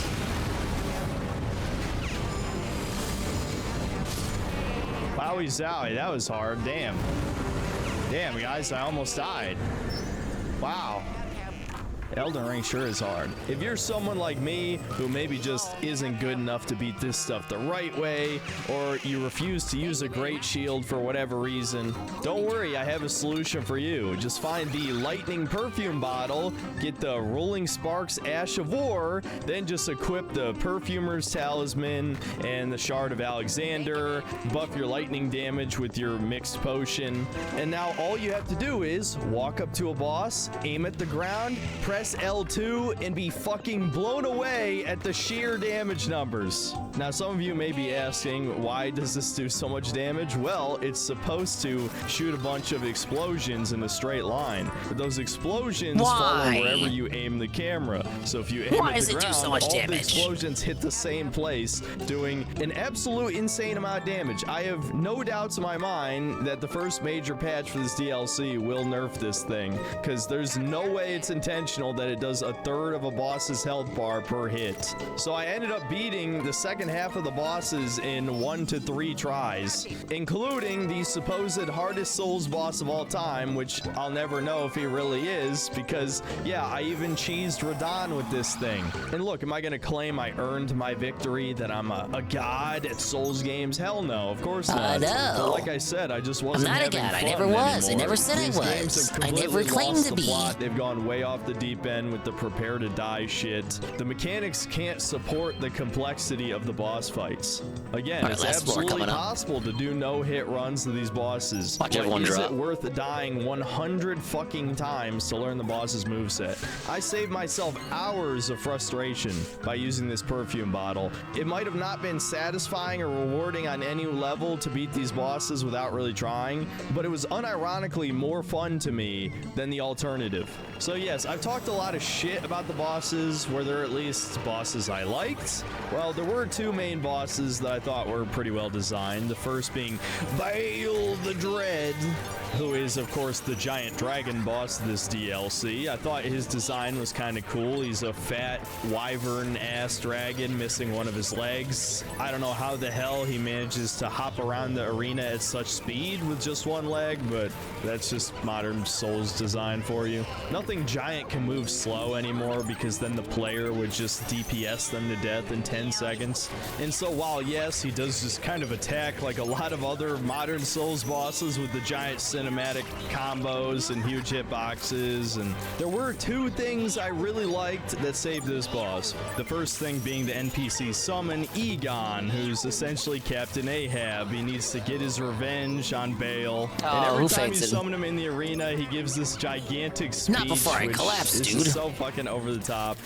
Curse you, Bale! Accept them up. I hereby Ladies and gentlemen, we did it. this day. All right, shut up, boss man. You've reached the top floor in rush mode. Yeah, my invoice will be in the mail. Thank you, Nintendo. It only took, wow, an hour. It's actually longer than Hunter. Hunter was like 48 minutes.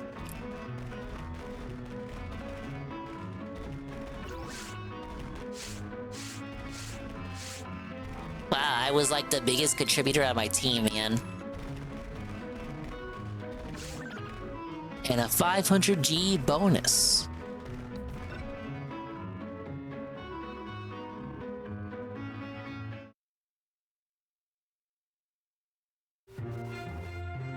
Reggie gotta pay what he owes. Oh yeah, it was it's gonna say I unlocked the difficulty. We'll see. Got some new ghosts. Whoa, a yellow guy. A yellow fat guy. Not too many varieties discovered. Was that watermelon one, but I already had them logged.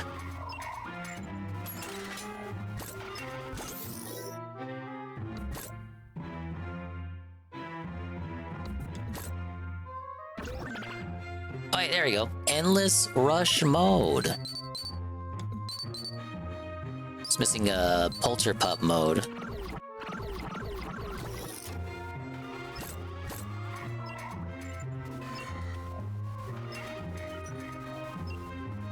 Behold, a true Drake warrior, and I, Egon, your fears made flesh. This guy's got a very bombastic voice about him. If I was a boss in one of these games, I'd be talking like this. Stunting on you during the fight.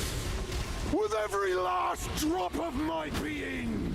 And the second thing being the dragon priest chick who you can find, who gives you a buff to reduce damage from all sources, which is obviously meant to be used against Bale. So there was a specific gimmick for this boss. And his huge cinematic desperation attack was pretty cool and not too hard to dodge, even if I did fuck it up a couple times. So yeah, I ended up enjoying the boss. And the other one I liked was the Shadow Tree avatar, basically a giant sunflower. And its unique gimmick is that you need to hit it in the face, which is its weak spot. It actually has pretty low health, but you have to take it out 3 times to fully defeat it. And generally, I thought this boss is pretty well designed because all of his attacks were well telegraphed and easy to understand after getting hit by them a few times. And he didn't do any giant sweeping combos. And as he progressed through each phase, they were only marginally more difficult than the last. It felt like a genuinely really well thought out boss design, like some of the best Dark Souls 3 bosses. And the boss weapon you get from its remembrance is pretty cool. It's a giant sunflower that you use as a club. So yeah, I didn't think all of the bosses were bad. Even a lot of the ones I thought weren't that good didn't like enrage me. I think after a while the Stockholm Syndrome really starts to set in with these From games, and you just get used to the bullshit. It doesn't really piss me off that much anymore. If you search through the streams, you're not going to find a whole lot of streamer rage moments.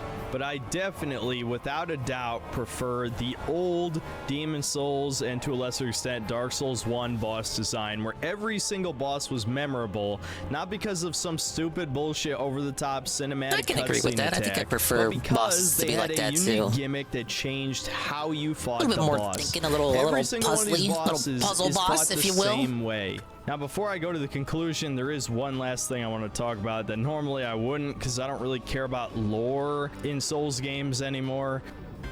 Oh no, he is gonna complain about the story. Okay, maybe it's justified complaint. Forgive me. I ask you, forgive me. Oh my. God damn it. But I do want to talk about the story of this DLC really quick. So some of you might remember Mikola, aka Melania's brother, the femboy who everyone loves for being the only good child in America's family. Well, of course, this being a From Software game, he's actually evil, and not just any type of evil. He's supposed to be a Griffith analog, and if you know anything about Berserk, you know that From Software references it a million times in their games. So Mikola has been using his mind control powers to basically make everyone love him. He wants to ascend to be a god. That's not really a problem. What is a problem is that he's not just a femboy, he wants to have gay incestuous sex with his older brother Radahn, and because you killed him in the main game and you also killed Moog, he uses Moog's body and infuses it with Radahn's soul, and now they're gay lovers for eternity. But it gets worse. Radahn gay incestuous lovers, or at the very least, he didn't want to be here. his brother's as long as you're not, as long as you're happy. The background behind the cool opening movie that everyone's seen, where Melania fights Radahn, is that Mikola made his sister go fight Radahn to like knock some sense into him, so that he would have gay sex with his brother. Holy shit! What the fuck is this lore, dude? You just need to have a high IQ. Games anymore. I've seen some people try and blame this on George R.R. Martin, but has everyone just forgotten about Gwendolyn from Dark Souls? So I wouldn't be surprised if this is essentially Miyazaki's slash fiction between Guts and Griffith. And look, I obviously hesitate to call this DLC woke, but I am noticing From Software including more and more left-wing content into their games, whether it's the sheer number of girl bosses. Yeah, there's a lot more strong female knight characters in this DLC. There's also the Two Fingers priest dude Ymir, who once you kill the Mother of Fingers in his basement, he becomes the mother. A man becomes a mother, and they don't try to explain it, and it sounds like pure gross autogynephiliac fetish content. And I killed him in 2 hits just to completely ignore that could just be his goon brain speaking. I don't know about that. Am I completely schizo for pointing out that this DLC released in Pride Month and has all of this gay content, or at least gay-aligned content a little bit. And I feel like the icing on top of this DLC is that the final cutscene is a flashback to Mikola talking about his brother like it's some kind of romantic thing and we should feel sorry for him. The Elden Ring lore is a clown show. Elden Ring, guys. Oh, and how could I forget the most ridiculous part about Mikola is that he can actually turn your character gay. Thankfully, it didn't happen to me because of the extreme levels of cheese I was employing. But if Radahn grabs your character twice, he auto kills you and gives you a unique death message. Streamer moment. So are all the Souls fans who mindlessly they're gonna like skill screen cap issues that on Twitter. Gay? I'll let you decide. So in conclusion, should you buy Shadow of the Erd Tree? I would say wait for a sale.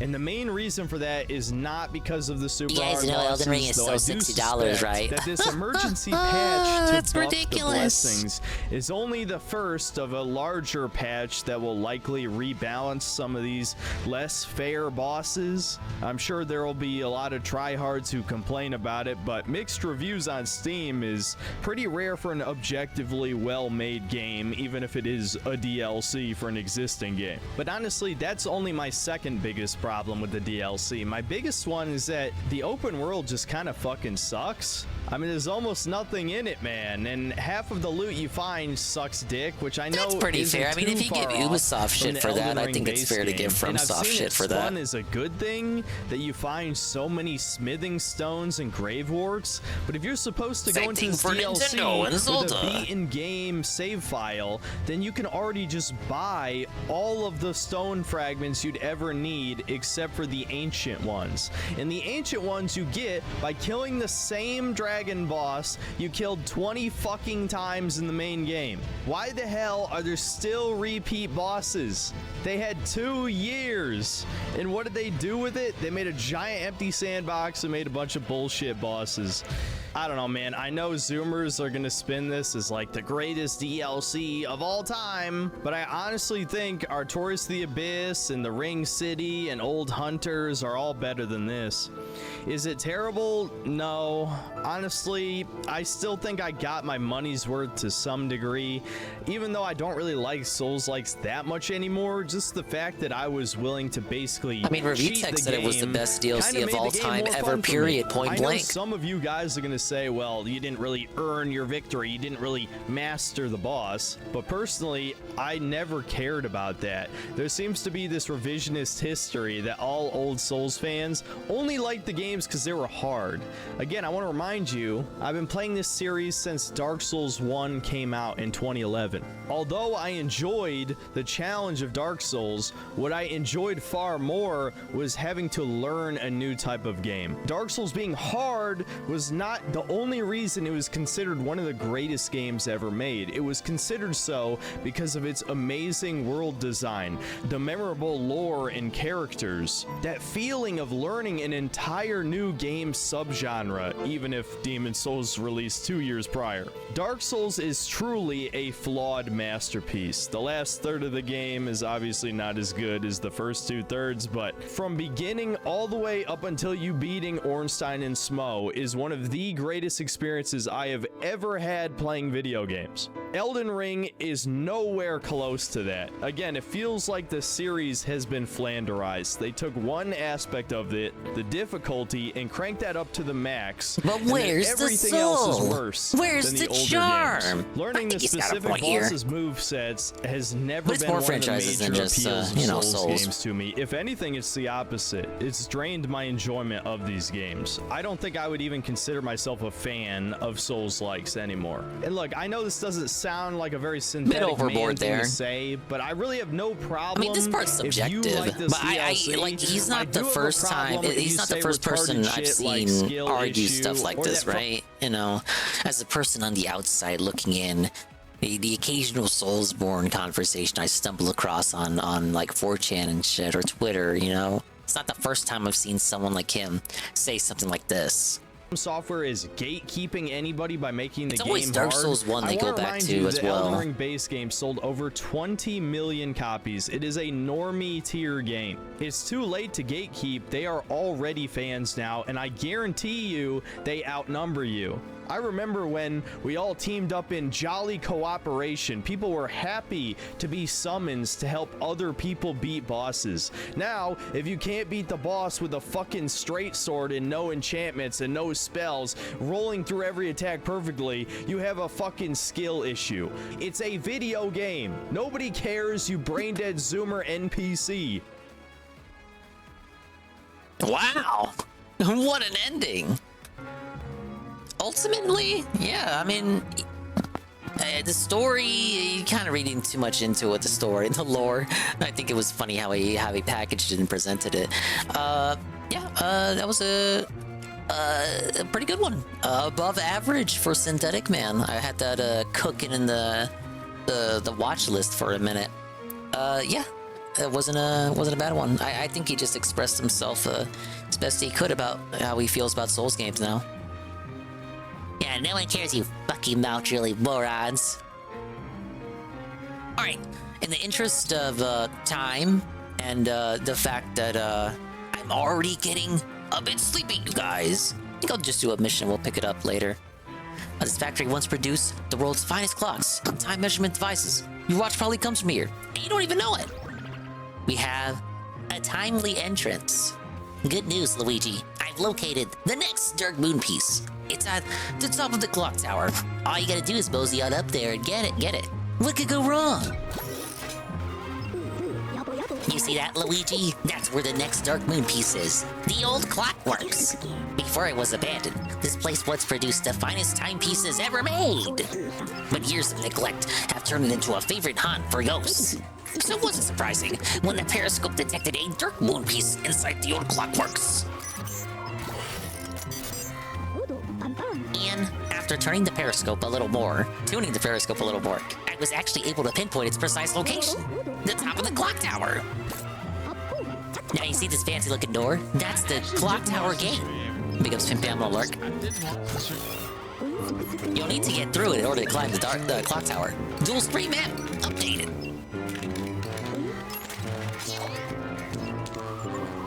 Gonna go to floor 1. We know where the Dark Moon piece is this time, so you won't have to stumble around in the dark. Yep, this'll be a snap, slick as a whistle. I mean, what could possibly go wrong? That usually means something will immediately go wrong. Usually beating it with Donkey Kong bongos. Now, why is it that Melee fans had to campaign to keep the GameCube controller alive? We all understand the DK bongos is where it's at.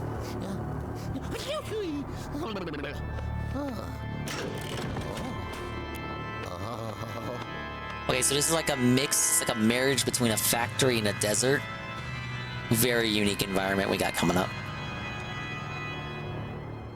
Is it even really a mansion?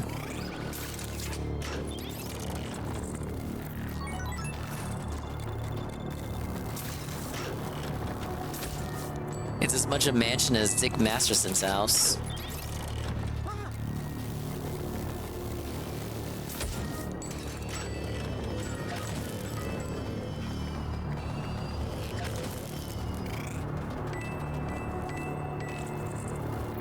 Oh man. Easy. Give me a gemstone for that. Instant gemstone. Oh, come on. Not good enough for a gemstone. How about this? No? You got like 13 places to hide a gemstone, and this can't be one of them?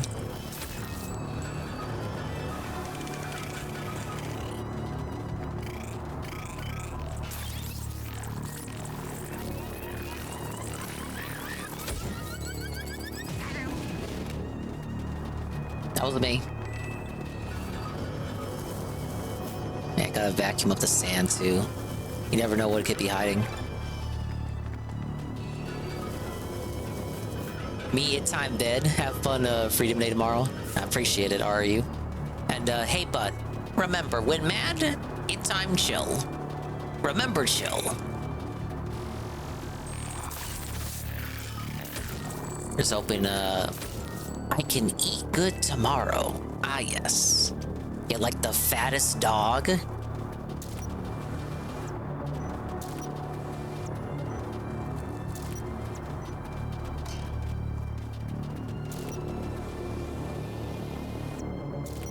Very hostile ambience we got going on for background noise.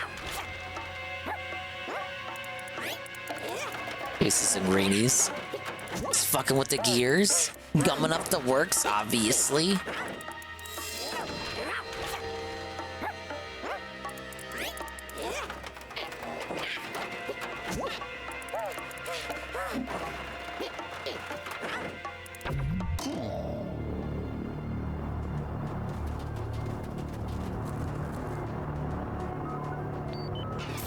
I'm black. I'm blocked fast here.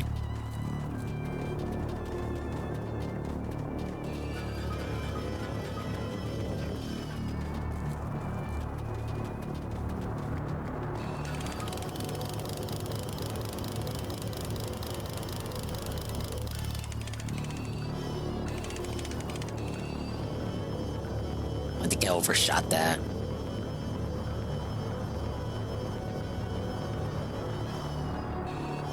I overshot it again because I was reading Golem's message. It's where the game peaked for you. Yeah, I like the aesthetic and what the mansion has going on here. The mix of themes too is pretty unique. You don't often see this in a Mario game.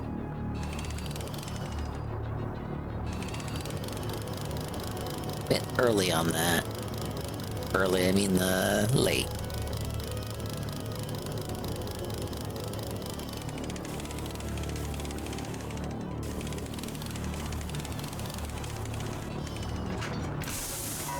There we go.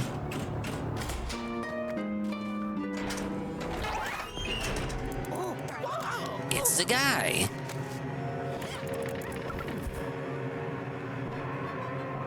Oh, phew.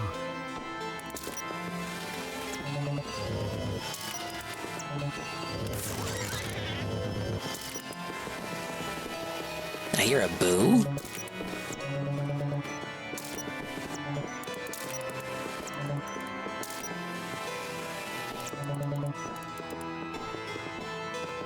Huh.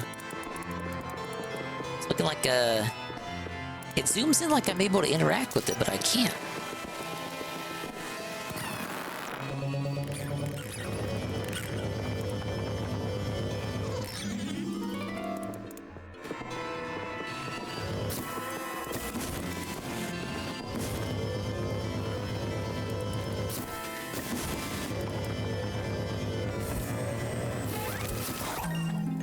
Alright, I had something go on there.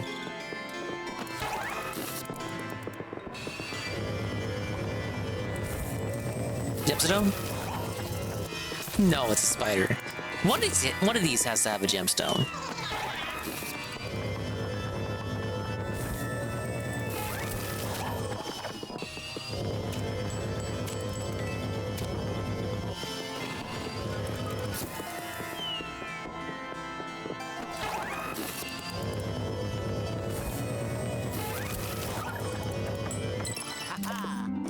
Okay, first gem.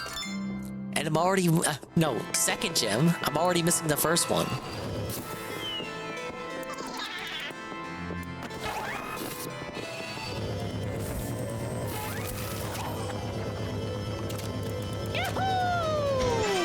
Big ups on the Luigi moment.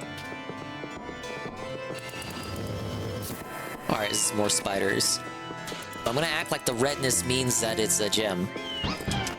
Thank you to Chris for the follow. Really appreciate it, man. Whoa, there he is! It's the guy! Computer says, ooh! I know it's speaking in Morse. Was it binary? You know what I mean. The smart guy language.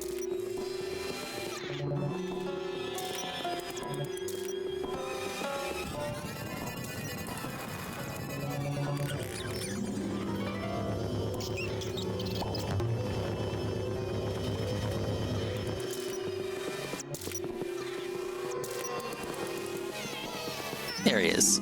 Alright, time for some beautiful boo abuse. Look at him, look at him, look at him! He's dead! He never had a chance! He never had a chance. There were way too many things for him to pinball off of. Felt it. Yeah, it's the guy. I'm the one existing on Twitch. Me, Ree. A bit tired, but existing here in the wee hours of the 4th of July. More like the 4th of the guy. Just doing some Ouija madness. Watching the Rekieta interview with Ethan Ralph earlier. I think I've had enough Ralph on my plate for one evening.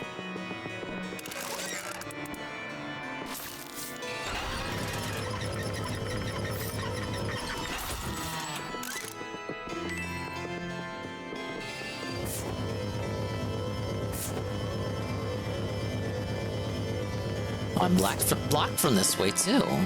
Why did I go up here? Was Dave not on yesterday? Was his day off? He didn't want it to be today. Because, groceries, stupid. Think about it. I thought about it, and it didn't make sense, but what do I know?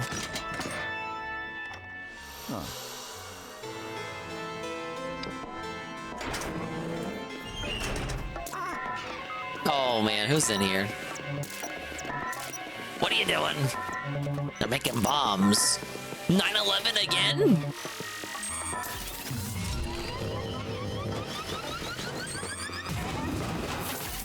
Pretty good. Too bad I ruined that amazing gag. I ruined the punchline there. No.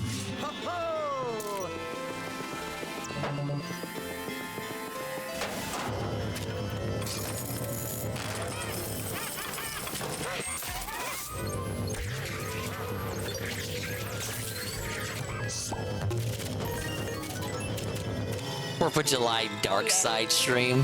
What is he doing tomorrow? Oh! Smiley face coin wall. Am I the only one?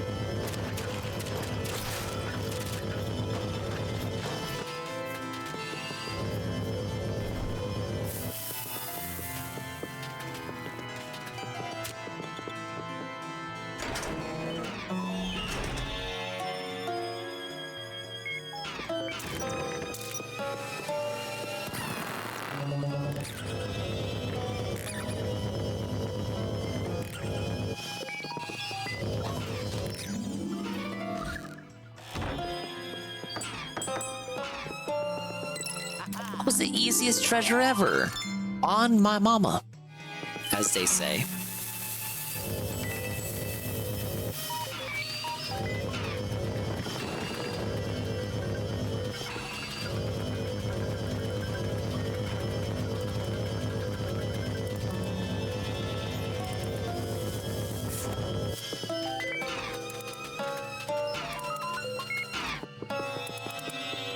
I can't ascend. Hello.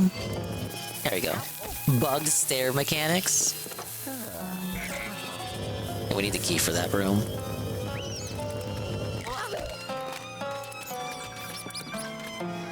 What's in here? We're in movements. The internals to clock tower. Look at all those spiders. Look at all those tabs.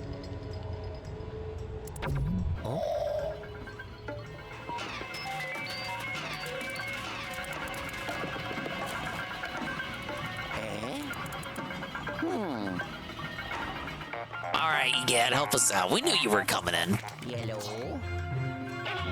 Good job, Luigi. I see you made it to the gate. Billowing banshees. The clock hands are missing. Those ghosts sure are clever, but of course the ghosts are up to it. You see the clock hands operate the clock tower gate. The ghosts figured that out, and hit them from us. Incredible. Well, not for us, of course. It's actually pretty terrible. It was like a strong ghost to pry off those clock hands. I'll scan the area for any powerful paranormal signals. Hold tight. I'll let you know when I find something. Hey, cutscene. Saw when the cutscene filters turned on. Nintendo, what are you doing? Nintendo? Van World? Welcome back, Retrick. I'm already losing. Yeah, that's an L.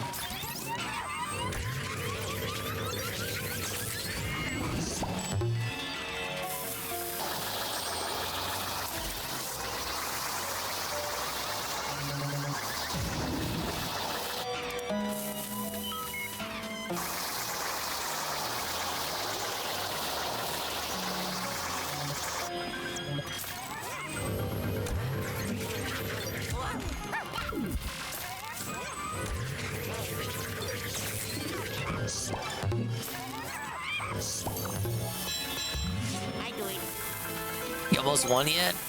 Third mansion out of 5. I won't be making much progress tonight because it's already a bit too late, but I figured I'd do one mission.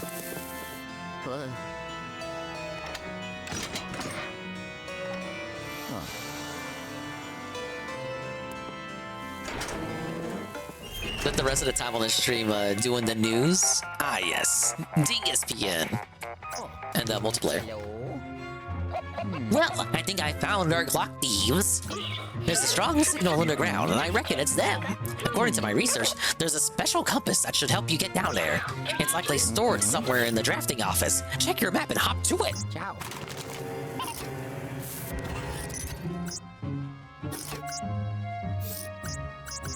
Would be Big ups on the GPM shuffle. It's gonna help me find this drafting office, certainly. Lord 2? There it is. You can't place a pin on it, so I'll just have to climb up. When you can't go outside, baby boy.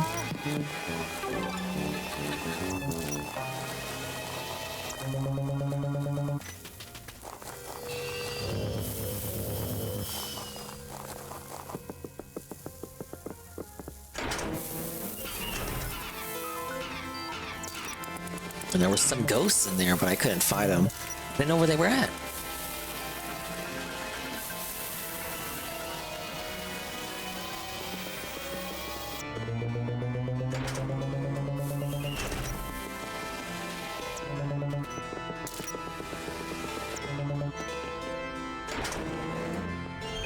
Okay, this room, there was this door that headed upward. Dude, it was just open? No key? Excuse me.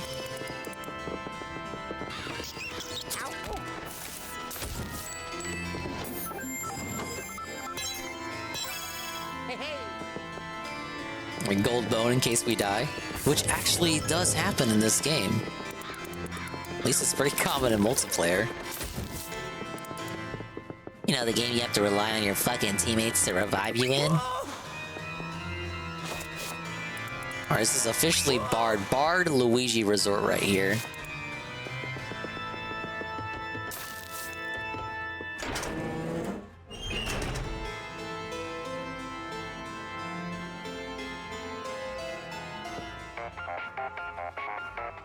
Dude, he loves me!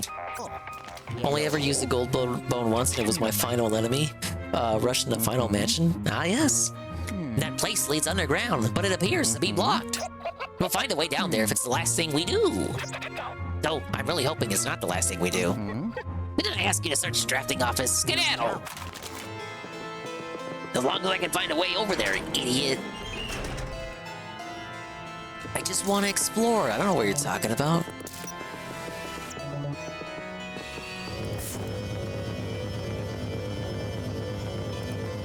Is that not something I can grab from over here?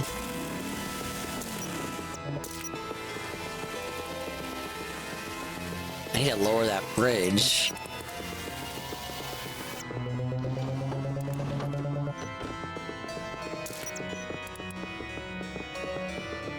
It looks like you can go behind a stack of boxes, but you can't. Luigi's model too big.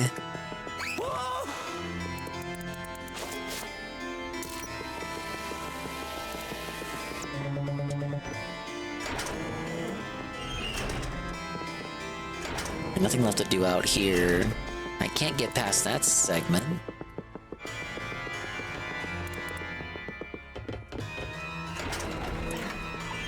You run into Goki when you're done? If he's live? Yeah. I'm kind of vegging out right now. I gassed out hard in the first hour.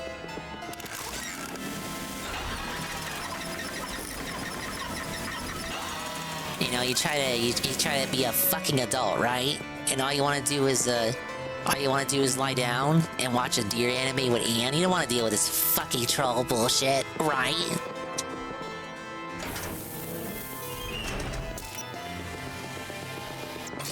Oh, how'd I miss that? One more time. Roll of threes. Oh wait, I gotta pull it, don't I?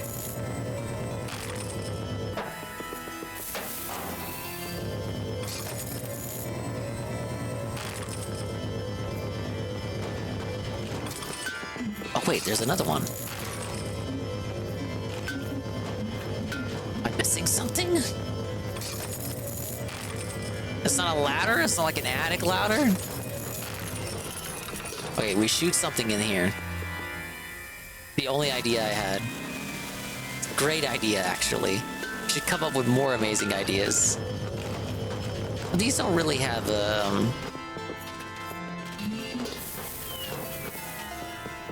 these designs don't really have that much of a... They don't have a function, as they say.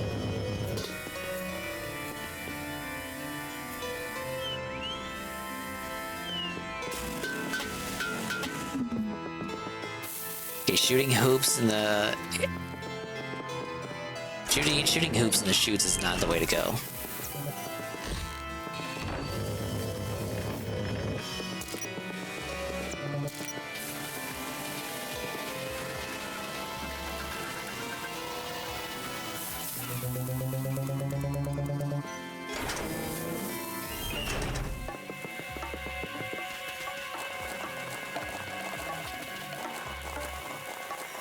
All right, which of you is gonna turn first?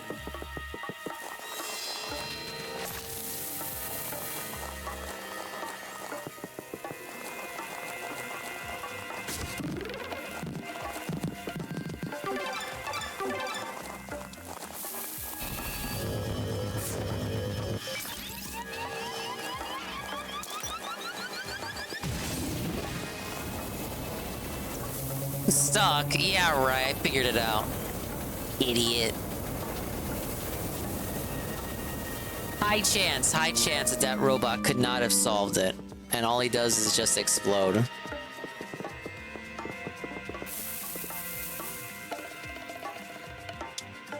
Ah, yes. What a fascinating read, Luigi.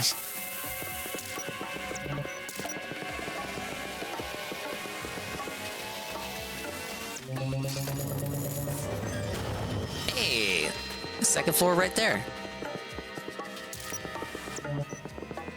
Oh, we got a peephole? It's a yellow toad! Look! He's not a painting. He's not captured. I'm the one! Oh, well, he's dead. Oh no!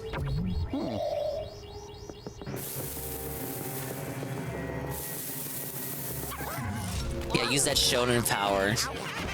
Use that shonen power to feel you. Feel you? Oh man, I don't even know what I'm saying anymore. This is how delirious I am. Feel your ghost catching.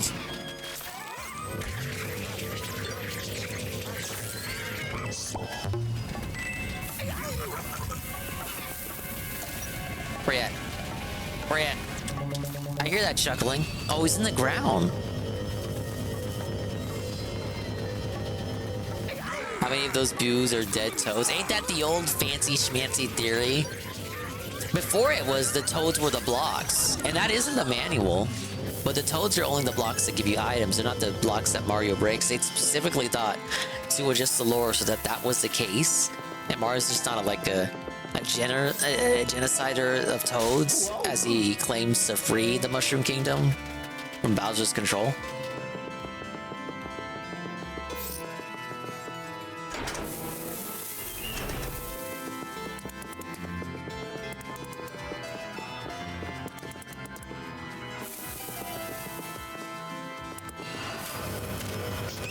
Oh, there are gold spiders up here that I probably should not have sucked up.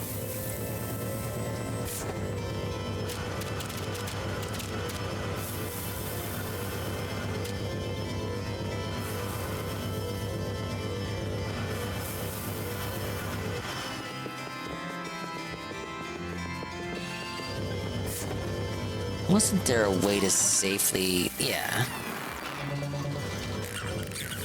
I know you get another way, another mechanic to get around that isn't a balloon. I think it's you hang from the gears.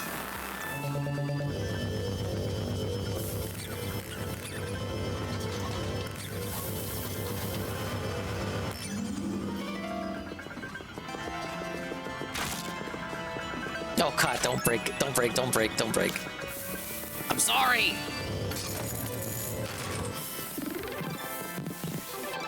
Not sorry for that, though.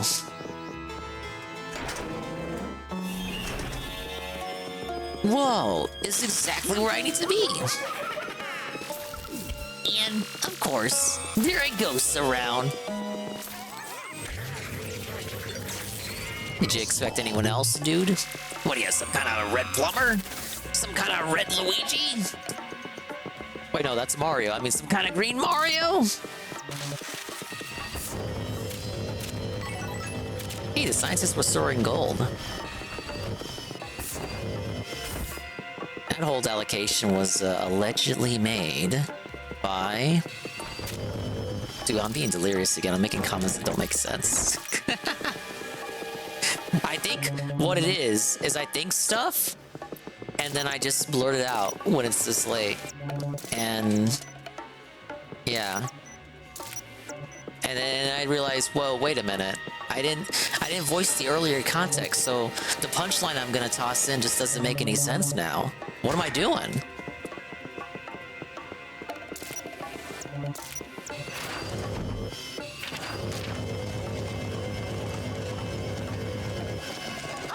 There he goes. I remember the opening mission being so long. It's because I'm Stalin. Joseph Stalin. Oh, come on.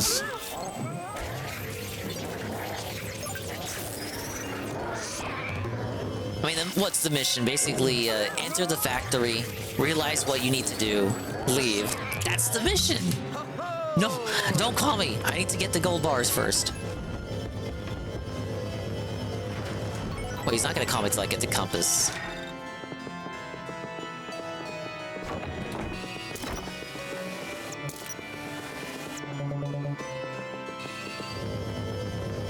It's a secret curtain here.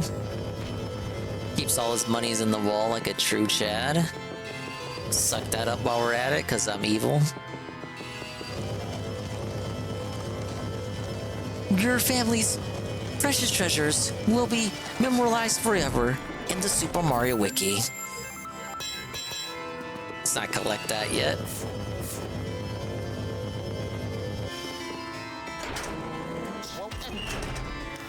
Well, we can actually continue onward if we wanted to.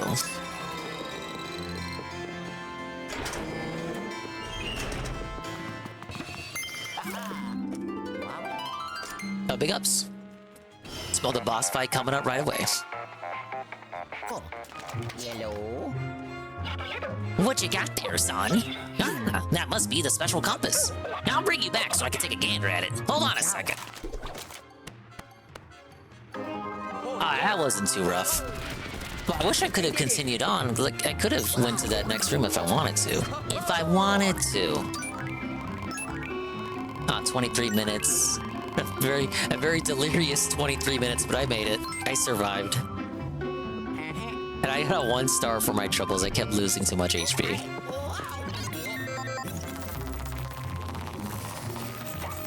You can be good at games if you wanted to. I need to be awake, first of all. I need to be awake, and I need to say my jokes in full instead of saying the punchline before the setup. And only thinking the setup, and thinking that I said the setup when I had it. Welcome back, Luigi. I really thought getting that Dark Moon piece would be a breeze. Should have known those pesky ghosts wouldn't make it easy for us. Speaking of ghosts, let's unload the Poltergust 5000. No, I don't think we had any new ghosts this time around. We got 1 new gem. Now, I'm not so delirious that I'm not able to go gem hunting. So big ups me! Oh, I got 2, and the Boo. Oh, that next upgrade, dude, that's forever. That's a foreverness away.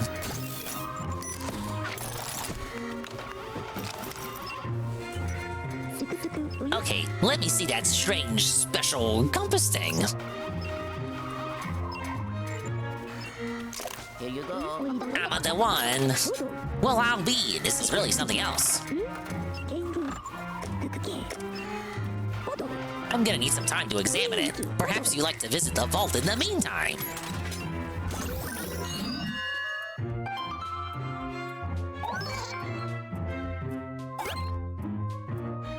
Oh, I thought this mission was mission 3, but it's actually mission 2. Underground expedition. The special compass revealed another path to the underground. Let's help those ghosts didn't hide the clock hands too well.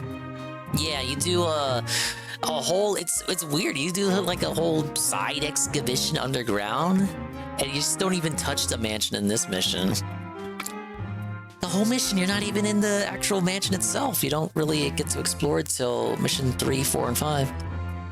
So I wish they could have remade the first one on Switch as a collection with 2. Square Enix can do what Dragon Quest and Nintendo can do it with Luigi. Luigi's too good of a brand. Did you know the third one sold 15 million copies?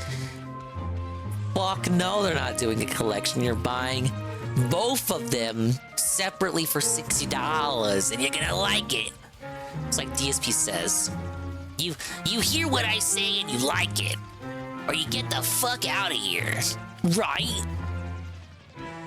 The reason Metroid was like $40, and in these lesser games sometimes get bundled as collections outside of like a special occasion like Mario 3D All Stars, where that was like literally 3 games but at a limited time window.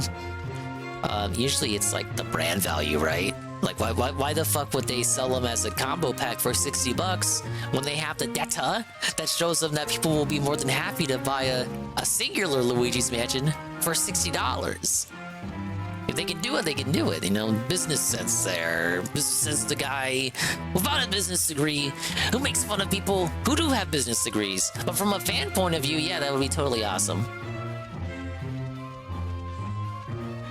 Yeah, limited time value, but you get it after the deadline. Thing is, with that one, they overproduced it, thinking that they were going to get ahead of the curve and like overproduce it to get around the scalping. But I think it was that specific thing, that specific game that killed, for the most part, killed the hyper fixation and fascination with Nintendo products and their value. Because people bought stock on that shit, hoping to like move it, and no one really did. Almost as bad as that one image of that lady walking out the store with like 9 Wii U's that she bought in the hopes that she was gonna flip them. Ah, yes, the newest Nintendo product. Surely that's gonna sell bangers. It did not sell bangers.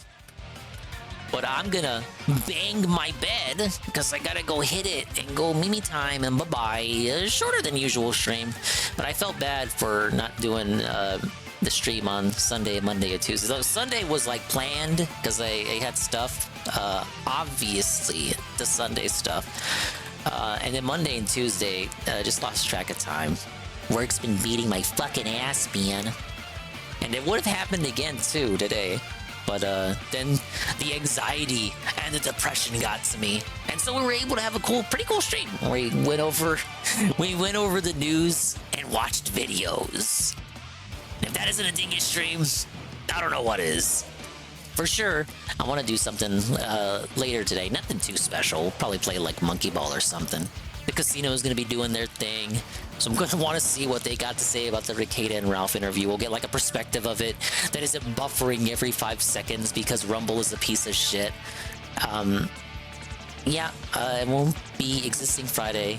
And if not Saturday, then Sunday. You know, one of Saturday and Sunday, but rarely ever both. But thank you guys. Big ups to everyone who stopped by and was positive. We're going to read off all the stuff and potentially find someone to raid.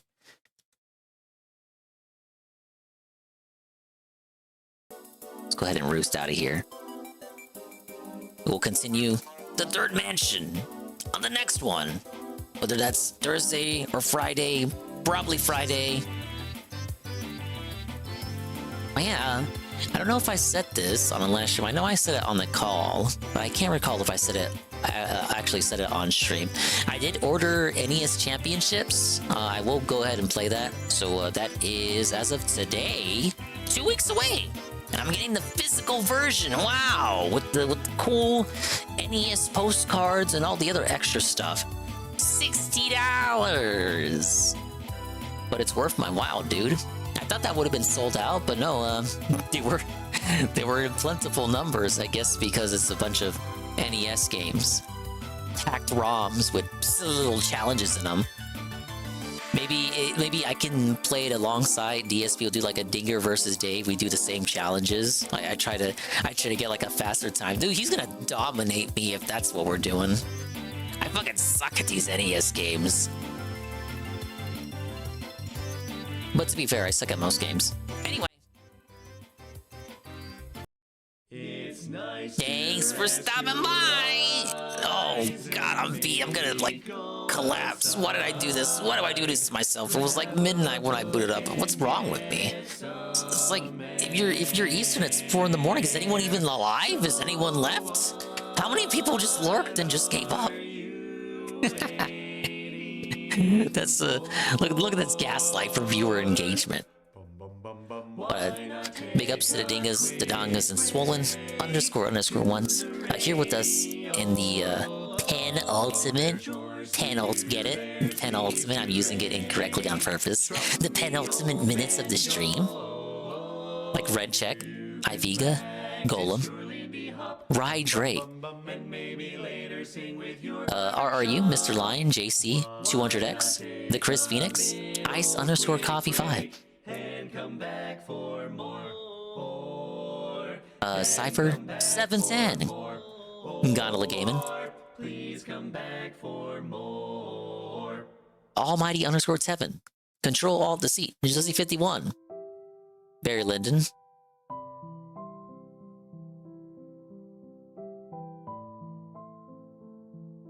see, still scrolling.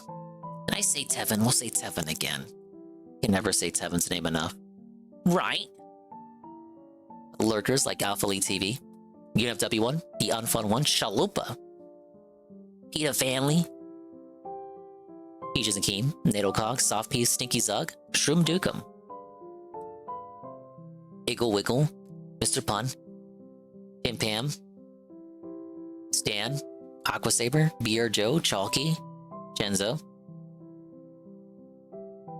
D Scythe, Golem of Power again, Heavy Metal Gamer, Gengoon, Ollie, Sardgird, SCP, Sweet Bean, 96, Waldian, and Wigglebottom. Thank you to Chris Phoenix with the follow, Gengoon, Ray with a party of 8, DJ Filthy Rich, gifted tier 1 to Flane for the first, for 1 month. Eddie B43, re-up tier 1 for 19 months in a row. 19 months total. Wow, we're so close to 2 years of Eddie B. Iggle Wiggle, a rate with a party of 2, UNFW1, 100 bits. No, it doesn't list it here because they haven't updated it, but I do recall Shroom had a 10-bit cheer gigentified emote. I think UNF had one as well. They really gotta update that to incorporate it, because I can't go off my memory, dude. And my activity feed, I'm scrolling that for hours looking for those giant emotes. Iced Coffee, give it tier 1 to Eternal Kim Seung. RU, gifted tier 1 to Grilled Colombian, and Jetpack McQuack, and Leet, the guy, before he fell asleep. Gifted tier 1 to Melia Kumans for the follow. I mean, no, not for the follow. Gifted tier 1 to Melia Kumans for the 1 month. Mr. Pun, gifted tier 1 to Shroom Dukem for the 1 month. Shroom Dukem, rate with a party of 16. Cam, the re-up tier 1 for 8 months. They say, how are you tonight, Mr. Dingus? I want to go me time and then wake up and be a very patriotic patriot in the morning. For whatever that's worth. Eek with the follow behind the scenes. Barry Linden, 300 bits from Barry Linden. Alpha Lee TV, re-up with the Prime for 25 months. That's 2 years and some change. Wow! Of Barry Linden chill. Okay, I wonder how many viewer streaks did I kill doing this stream as late as I did it. And we got like a buyer's market of people for you to fall asleep to. We have Coggers, Draggers, Goki, even Melia Kumans. But we do have Tevin awake right now. He's looking at the Level 1 podcast, shitting on Review Tech USA. That's pretty cool. I do hate Review Tech USA. Well, hate is a strong word. Does any of us really hate Richard? Stinky's kind of sad, right? Correct. But yeah, you can go wherever you want. But I think we'll go ahead and just raid 7 and call it an easy night. But no, for real, I really appreciate everyone stopping by, showing up. All the positivity, the gifted subs, the hype train, the cheer. You don't have to do it, but you did it anyway. And I really do appreciate you for doing it. It helps the world go round. It brings a tear to my eye. Just like when I look at the Statue of Liberty and I think about all this country sacrificed to be what it is today and how I've contributed to absolutely none of that. Sometimes I eat apple pie and I just get so fucking sad thinking about the state of things and the depletion of fossil fuels. I agree, Snort. No, wait, Deceit. I agree, Deceit. Snort. Yes. Okay, I'm like beyond delusional. Bye-bye, adios, and maybe time. We'll see you, and we see you. And if we didn't see you, then we didn't see you. But if we did see you, then we saw you. And if we didn't see you, hopefully we will see you next time. I can see myself in the mirror each and every single day. Hopefully, I can inspire viewers like you, Rue, too, to see themselves in their mirrors each and every single day. Yeah, it's a 7 raid. He's live watching Review Tech. He was playing with Edward Robot earlier. So that'll be the raid message.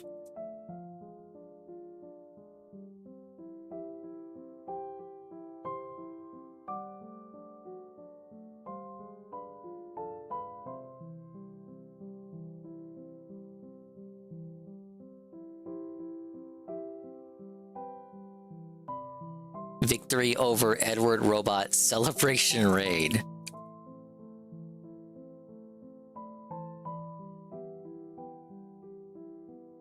Ian.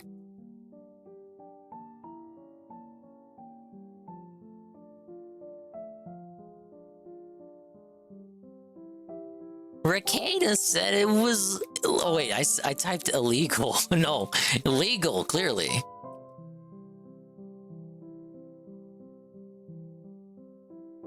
Everything's legal if Rekieta tells you it's above board. Victory over Edward Robot celebration raid. Rekieta said it was legal to interview him while popping pills, bish. Actually, toss in a Ralph emote while we're at it. No, we're out of time. We're out of time. Toss in a Ralph emote when you're over there. I can't talk anymore. Ah! Bye-bye. Take it easy.